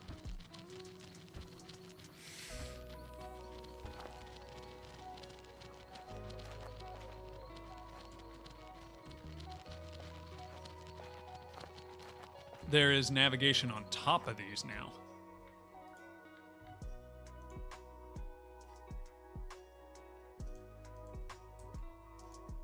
I think that's what's going on. There's navigation on top of these.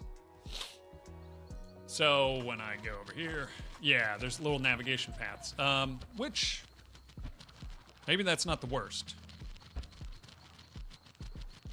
Or I do re-enable the, what happens if I like do a ceiling? Okay, that puts navigation on top as well. Interesting. And then, what if these dark rats run into collision layer 2?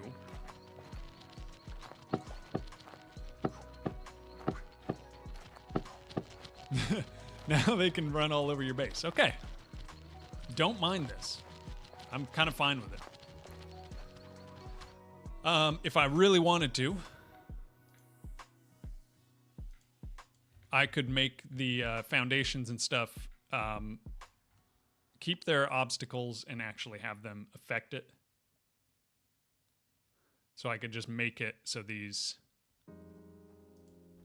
Let me do this. Just prep them, I guess.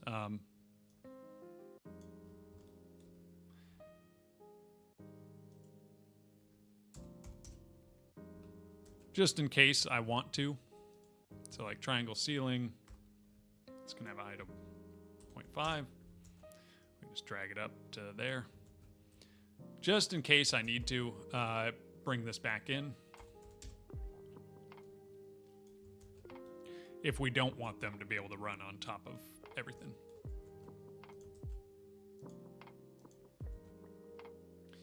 But then what we will need to do is make sure that, like when you have doors that open and close, that they can't go through them, and update the navigation then.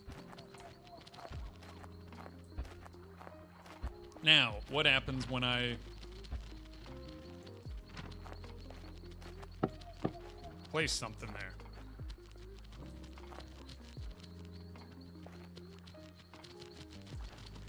Ah, okay. So there are situations where they get stuck running into placeables. Because our placeables, like our box,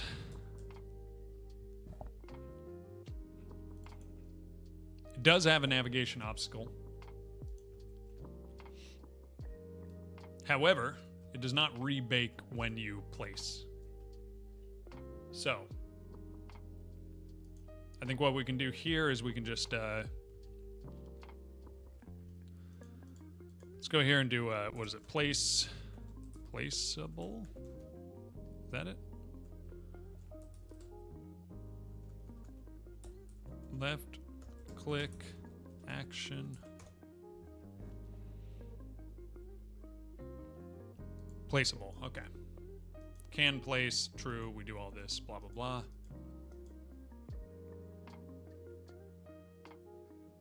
We reparent to just global.main.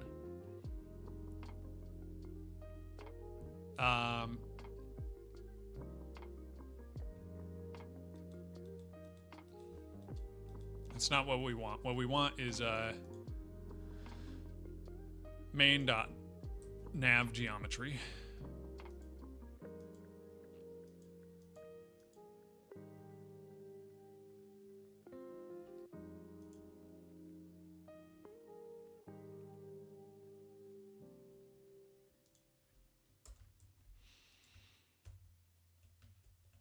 So we're going to place it there.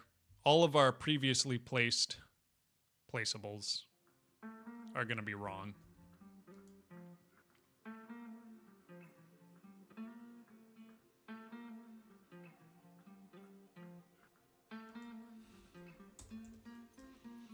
Then we can do global.main.rebake navs. I guess we're just going to rebake on that as well. Are the placeables procedurally placed? No, this is just from my save file. So these ones are going to... No, these are fine because they're already... Right? No, they do get stuck. Okay. So I'm going to pick this up. I'm going to pick this up. Okay. We're going to save game. These are all placed by me. I'm going to do a... Okay. Why?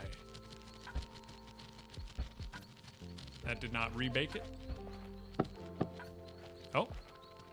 That one, it seemed like it did.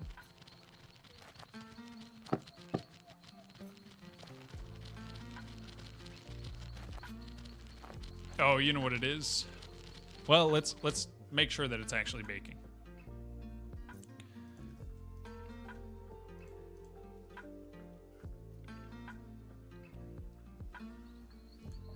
Okay.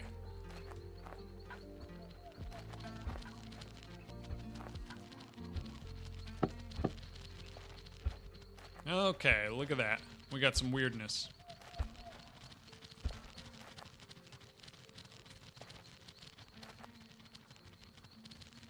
Also, when we pick it up, we need to rebake. So there's some weirdness here. That's because we're adding it, and it looks like these... So let's look at the box here.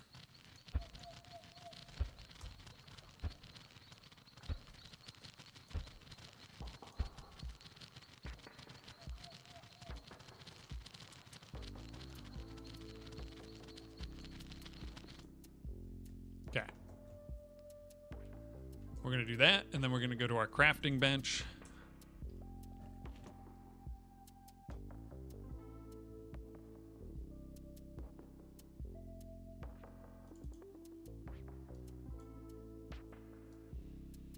Gonna make these a little bigger. So these still need... Yeah. Then... let's actually make this like 3.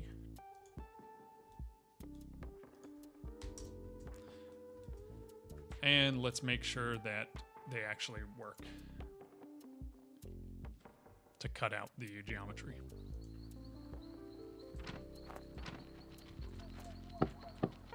There we go. Why are you still trying to go through? Is it just the... I think it's just this navigation agent. I think we just have to... it's not that. Simplify path is on.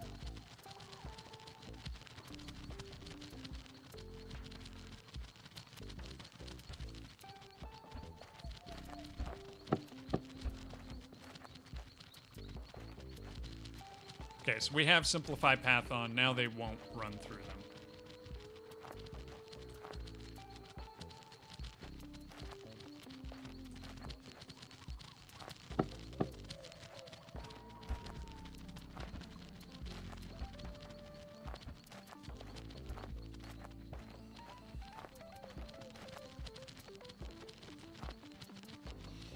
Now, even picking it up has to rebake.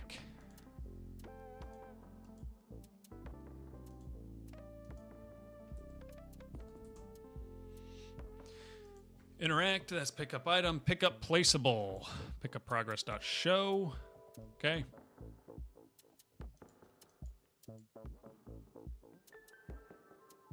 Just pressed, then we show that. It's just released, then we hide that. And then here, handle pickup on a placeable.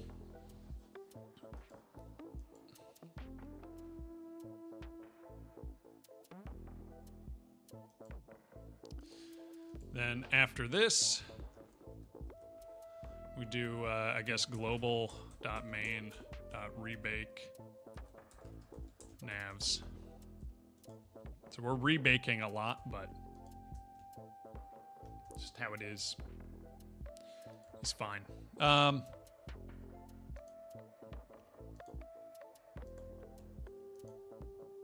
Okay, so all of our placeables need to have that obstacle. They all need these navigation obstacles, because otherwise they're going to get ran into. Unless, let me look at like my light post. Where's my light post? Right here.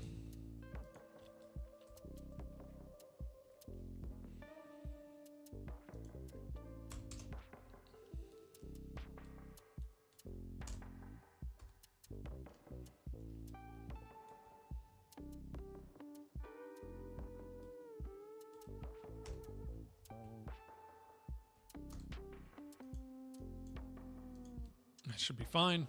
But then we have, like, what is it? Lamps? Lanterns. Ceiling lantern.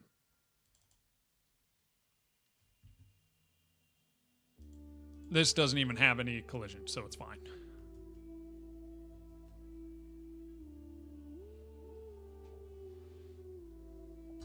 Nice.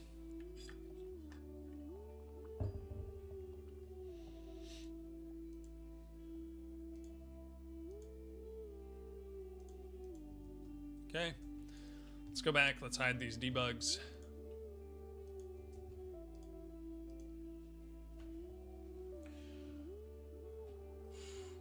I think it's all looking okay. There's still some placeables that probably have some bad, or that probably need to get picked up. But what I can do is I can place these.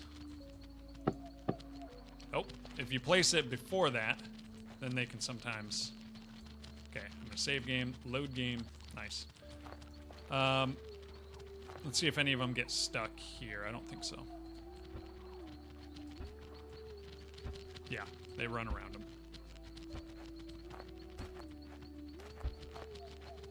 This guy just does not care at all. Why is that? I thought his navigation was even more strict.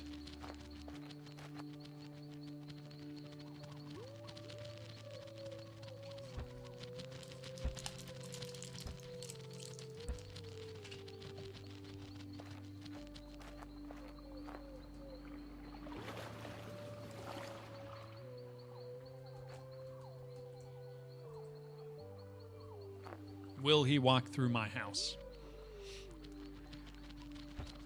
No.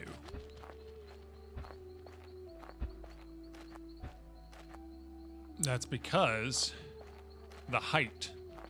Yeah, the height that we set. Okay, so these guys will go through.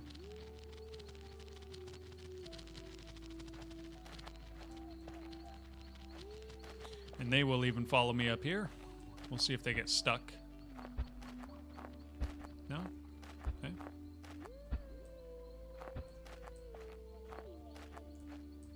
What would they do if they if I yeah, okay. Weird. They got weird surface normal stuff going on.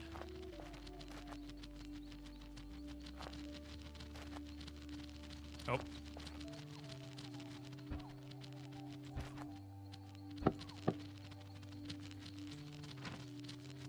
We need to grab this stuff.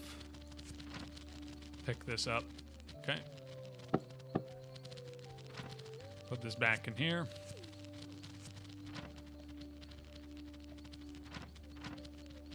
Save game, load game. Okay. Yeah, we just have weird surface normal stuff happening because of you know what it is. Dark rat. This ground check needs to look at 2 as well. There we go.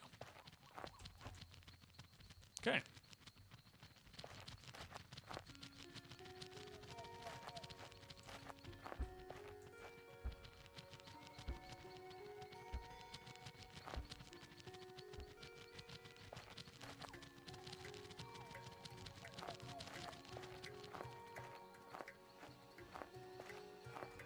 Sergio, I think that's, am I saying that correct?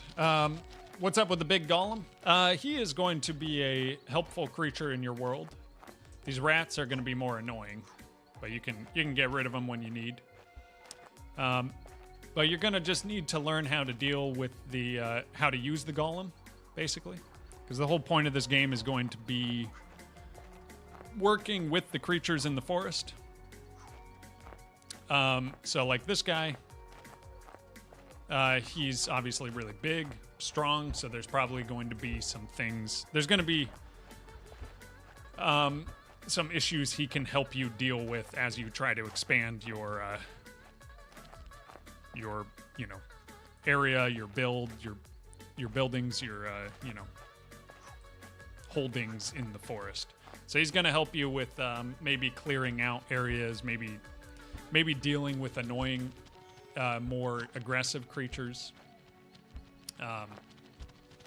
But yeah, then you just need to learn how to interact with him, how to get him to be friendly. Which even like a lot of these, even like these rats and stuff, I'm thinking you might be able to get them to help you out as well. But they're kind of a nuisance more than anything.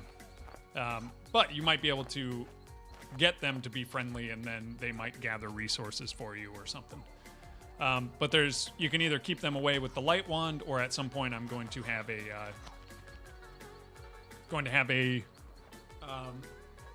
like a crystal that you can place that keeps them away as well, like with a certain radius.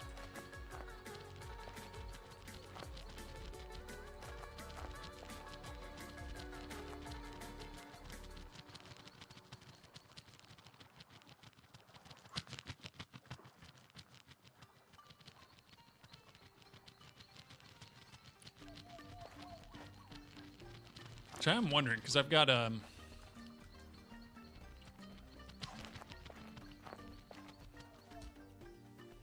let's make this a little better because we have our, what is it? Light wand projectile. Okay. Interactable zone, blip.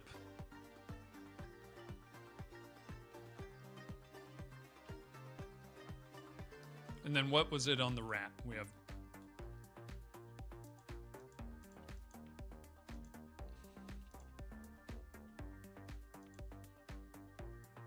light detect.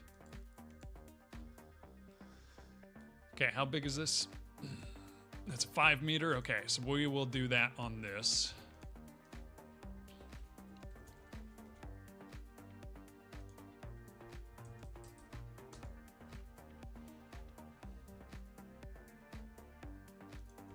What are these rats on?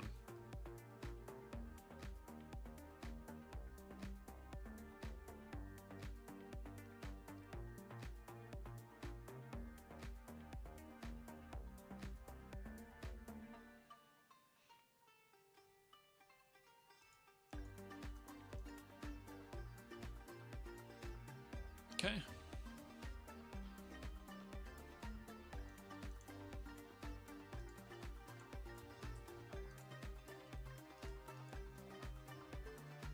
We're going to make this a sphere shape. It's going to be 5 meters. So this way, we don't have to have all of these areas on the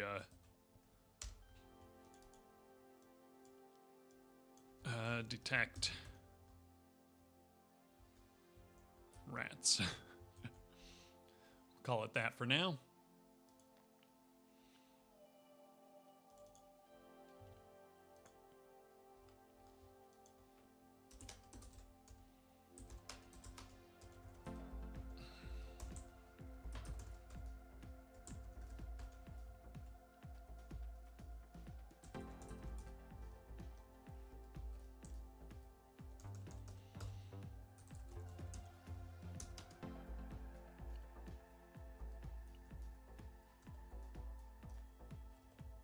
Okay. Now if I go to my dark rat, we have, what is it? Light detect, we do body.global position there. Okay, so we can actually just take this, disconnect, take this, get rid of that. Hey, Sergio, I appreciate the subscription on YouTube. Appreciate you, man. Okay, so now we can take this, we can delete it. Nice. Now we don't need to have... Oh, this should only look at...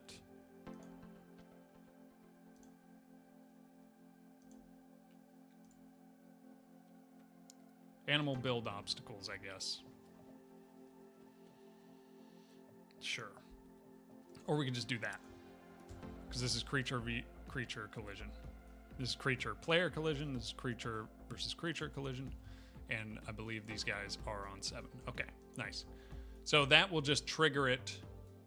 The light wand projectile on the body entered.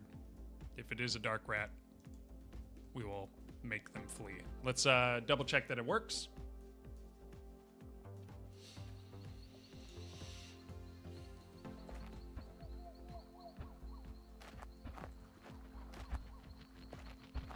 They're all running to where I was at the very beginning. Okay. Nice. Still works.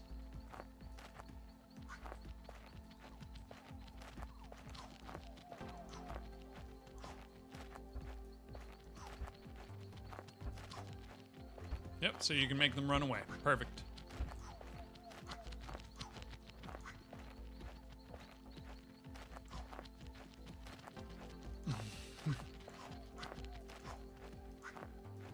Okay, but I think that is better because then we don't have a bunch of these area 3Ds constantly rolling around. Cool, nice feature. Thanks. Yeah, it's I like it. You can kind of like herd these rats around.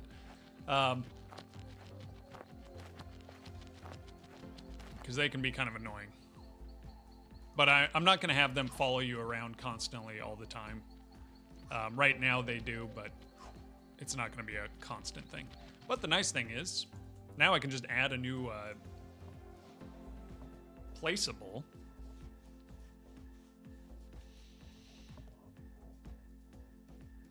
So let me think here. We have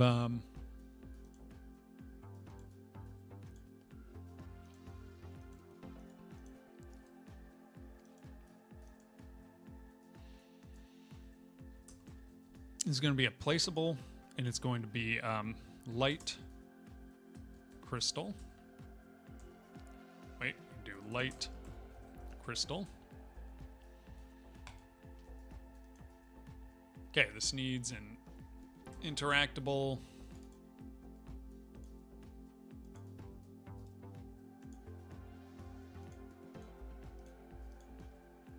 We need to maybe instantiate, I guess. Interactable. Yeah, sure. Interactable, blip. Okay. Inventory, none. Collision shape, we don't really need. Interact sound effects, placement, nope, don't need it. Placement type floor, interactable type toggle. If I go to placeable, is there a toggle?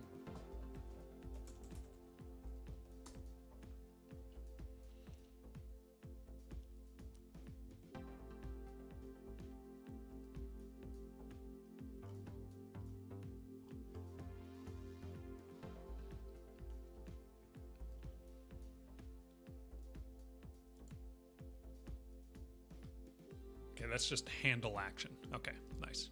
So handle action should do nothing, because we don't need it to do anything. It's equipable, placeable.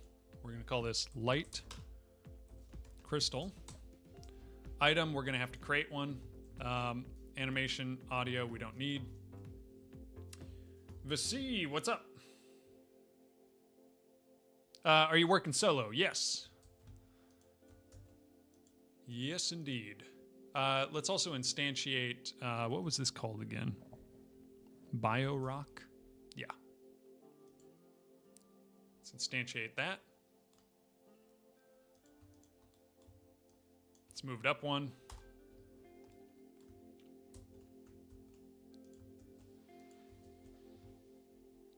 And let's go to this BioRock blend file.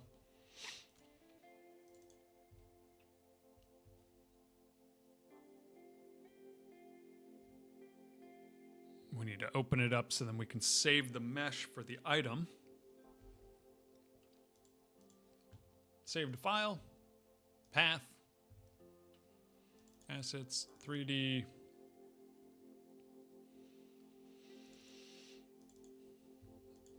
Bio rock mesh. Save. And I think our materials is already saved. Okay. Re-import. Nice. Okay. So we have that instantiated. We need an item. So we're going to go to our items.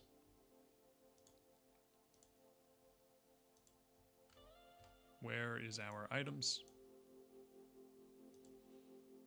There we go. Placeables. Crafting stations, lights. Create new resource. Item resource. This is going to be light crystal. Save. Go to light crystal. This is a equipable name, light crystal. Texture. Quick load. We're going to do stone icon for now. Mesh. Quick load. BioRock mesh. Mesh scale, we're going to do a 0.5. Collision shape, don't need one. Craft time, required items. Let's do... Whoops. Clear.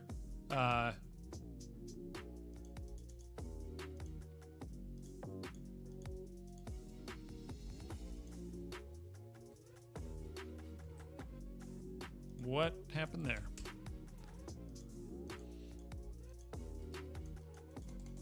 Why can't I click that anymore? There we go. Quick load, wood. It's going to cost 1 wood to create, as everything else in the game does at this point.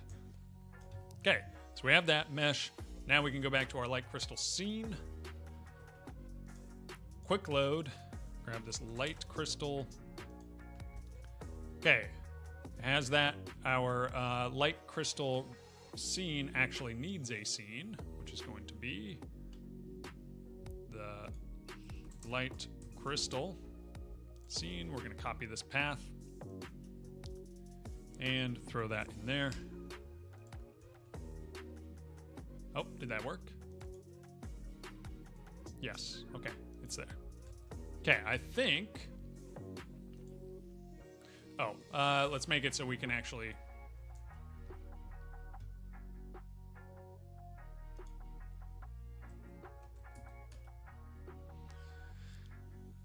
what do we have? Crafting menu. Craft tab basic currently has this.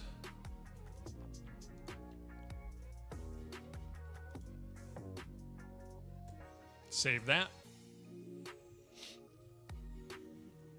Basic crafting bench. What does this have? Okay, we can do craftable items here. I'm gonna add this. Let's delete the pistol because we don't need that. Let's do a quick load, light crystal. Let's start throwing some more good stuff in here. Okay, save that. Okay, let's see if anything breaks. Load game. Light crystal. Okay. This thing is huge.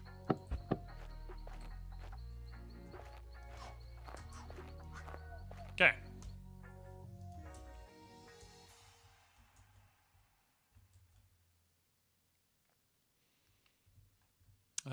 Where's our light crystal again?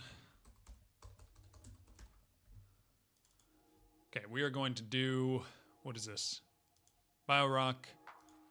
Let's make this about half the size.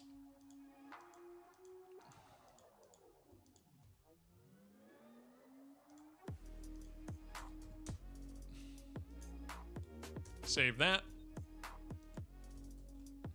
And on our thing here, we can do a mesh scale of 0.25.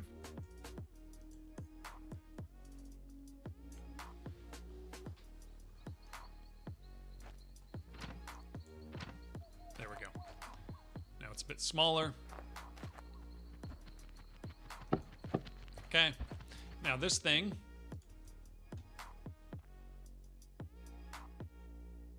first thing we need to do, we need to go to our projectile.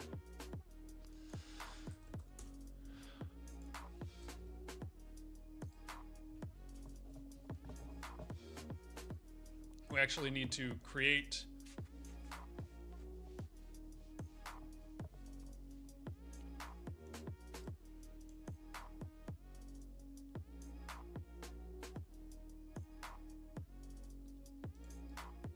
what do we do? Instantiate child scene? What does that mean?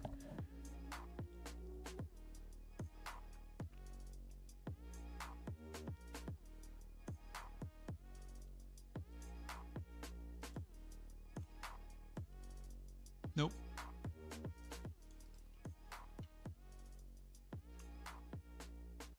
Save branch as scene. Okay. Detect rats.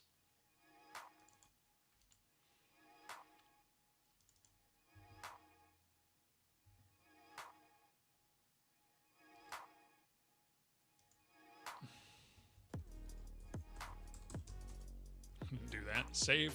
Okay.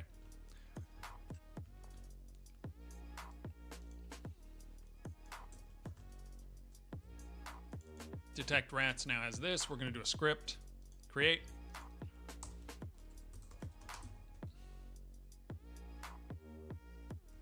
No, we can just do this.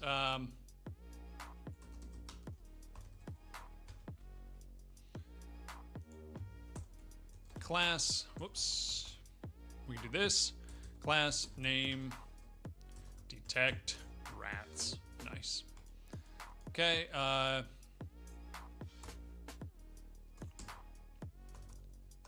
Body entered dot connect.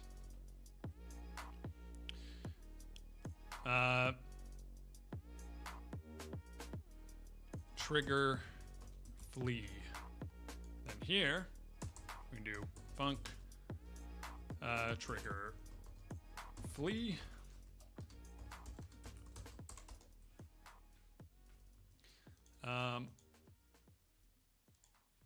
Body node 3D. If body is dark rat, enter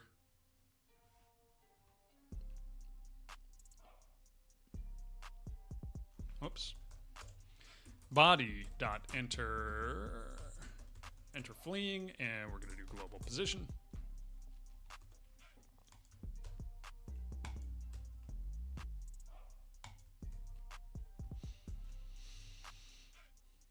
Now, on our light one projectile, we do not need this anymore.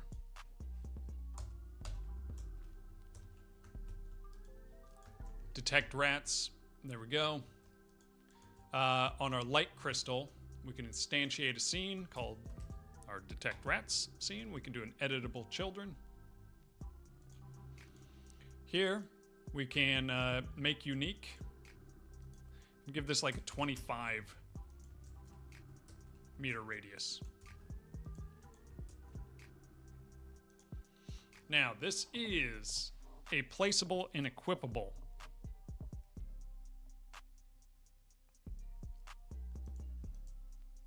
I want it to only work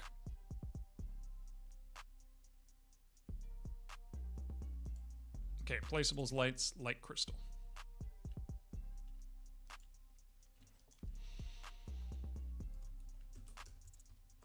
Name light crystal. Okay. And then on our placeables,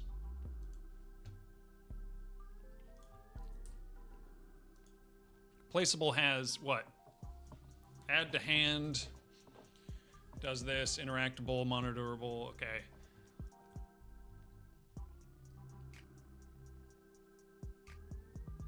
Add to hand effects.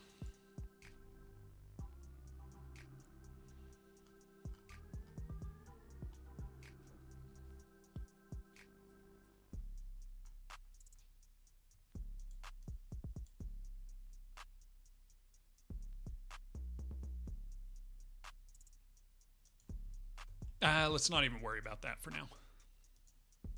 Let's just try this.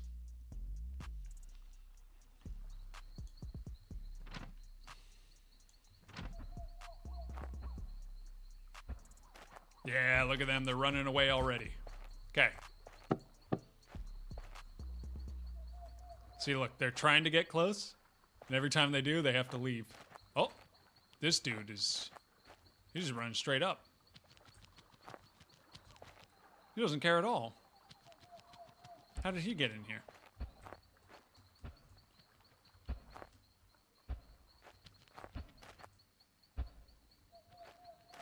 These other guys are all scared.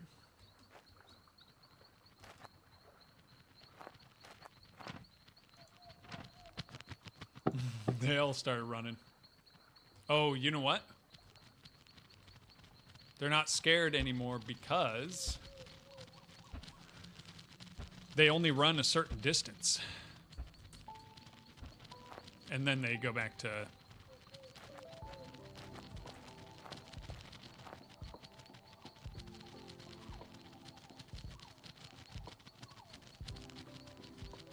then they go back to just idling, and then they're not entering again.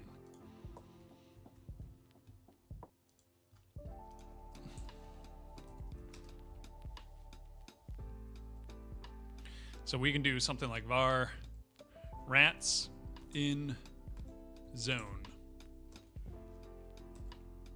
Oh, whoops. Which is an array of dark rats.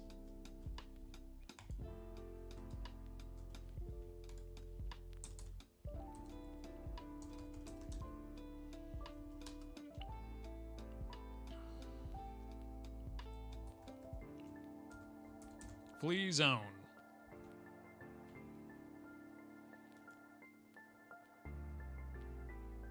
Nope, this actually... we're going to do this in our detect rats.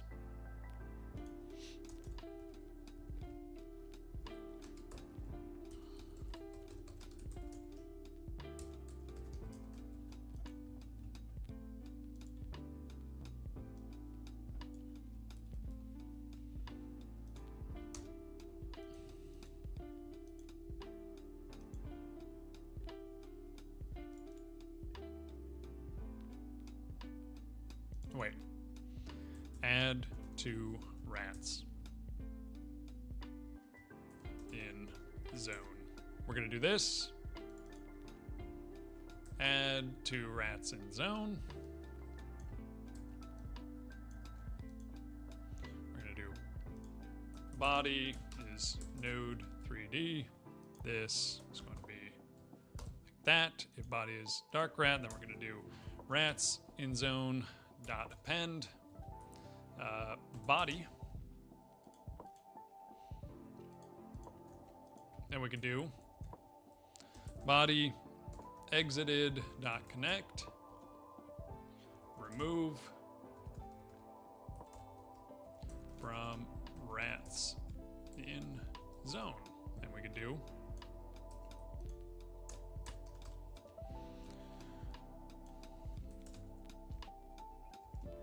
from rats in zone. Here we can do erase, trigger flee,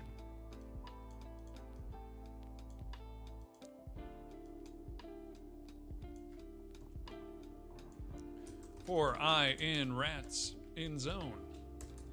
I dot trigger flee. Whoops. This may not be super performant. Oh, come on. Can I just get some good autocomplete? I dot trigger. No. I dot. Maybe I can do dark rat. I dot enter fleeing and global position. Want some help with 3D modeling? I actually do all my 3D modeling myself. I enjoy it. Plus, I just work solo, but I appreciate it, man. Okay, if it's that, okay. Now here we do this, trigger flee. Here we can do a timer. This would be pulse.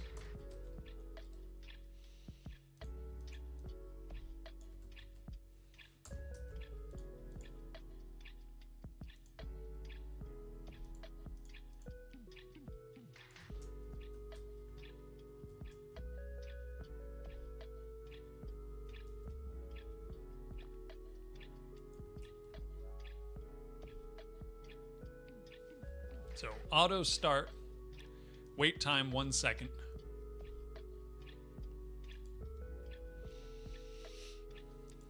Then we can do a pulse.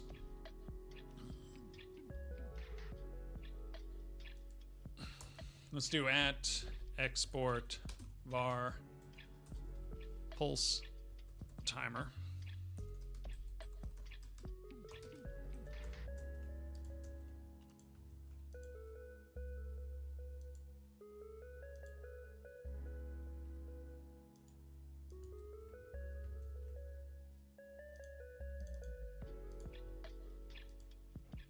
We can do pulse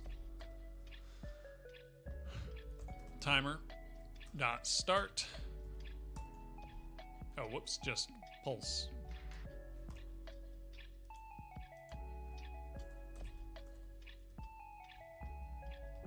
We'll do time. Okay, pulse time, save.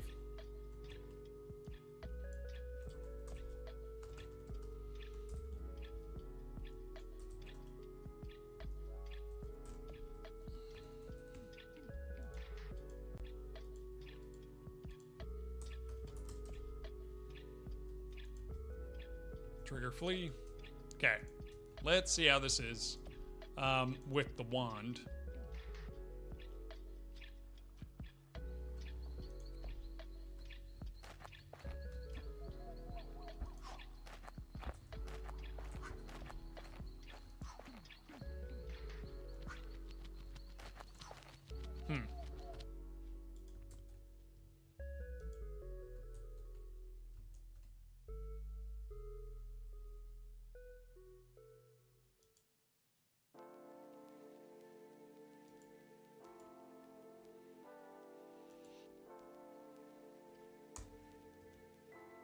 What if I just run it there? That might be a lot to do it like that, but...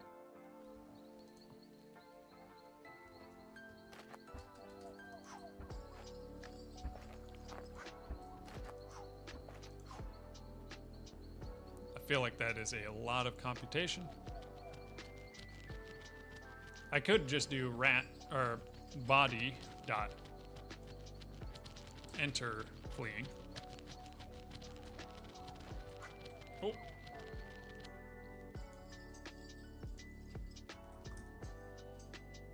Nope, global position. Do I also work like just a regular job? Because I actually do need to get off pretty soon because I got to do some work. Where are they going?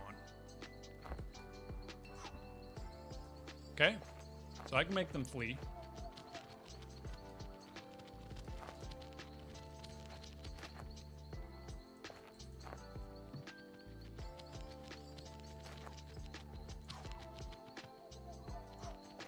Okay, let's craft one of these.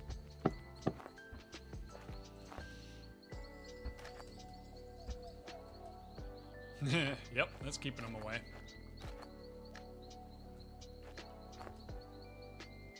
Nice.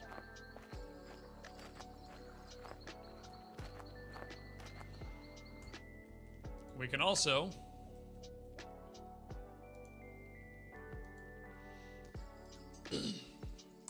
add a detect rats here.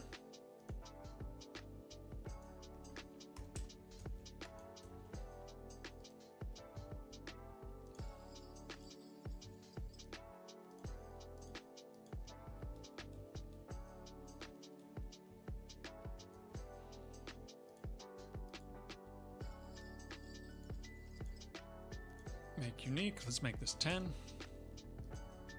Okay, so they should stay away from him as well.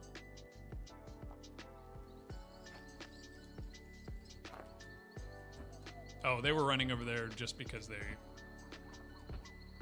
didn't know where I am. If I go over by him, a lot of them ran up there.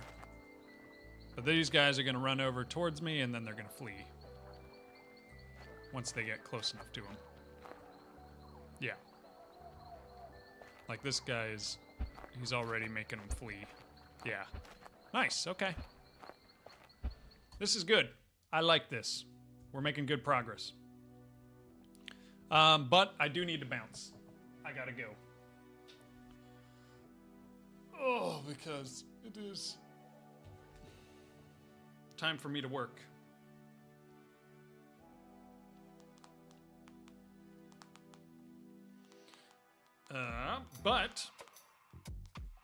So thank you for the reminder, Sergio.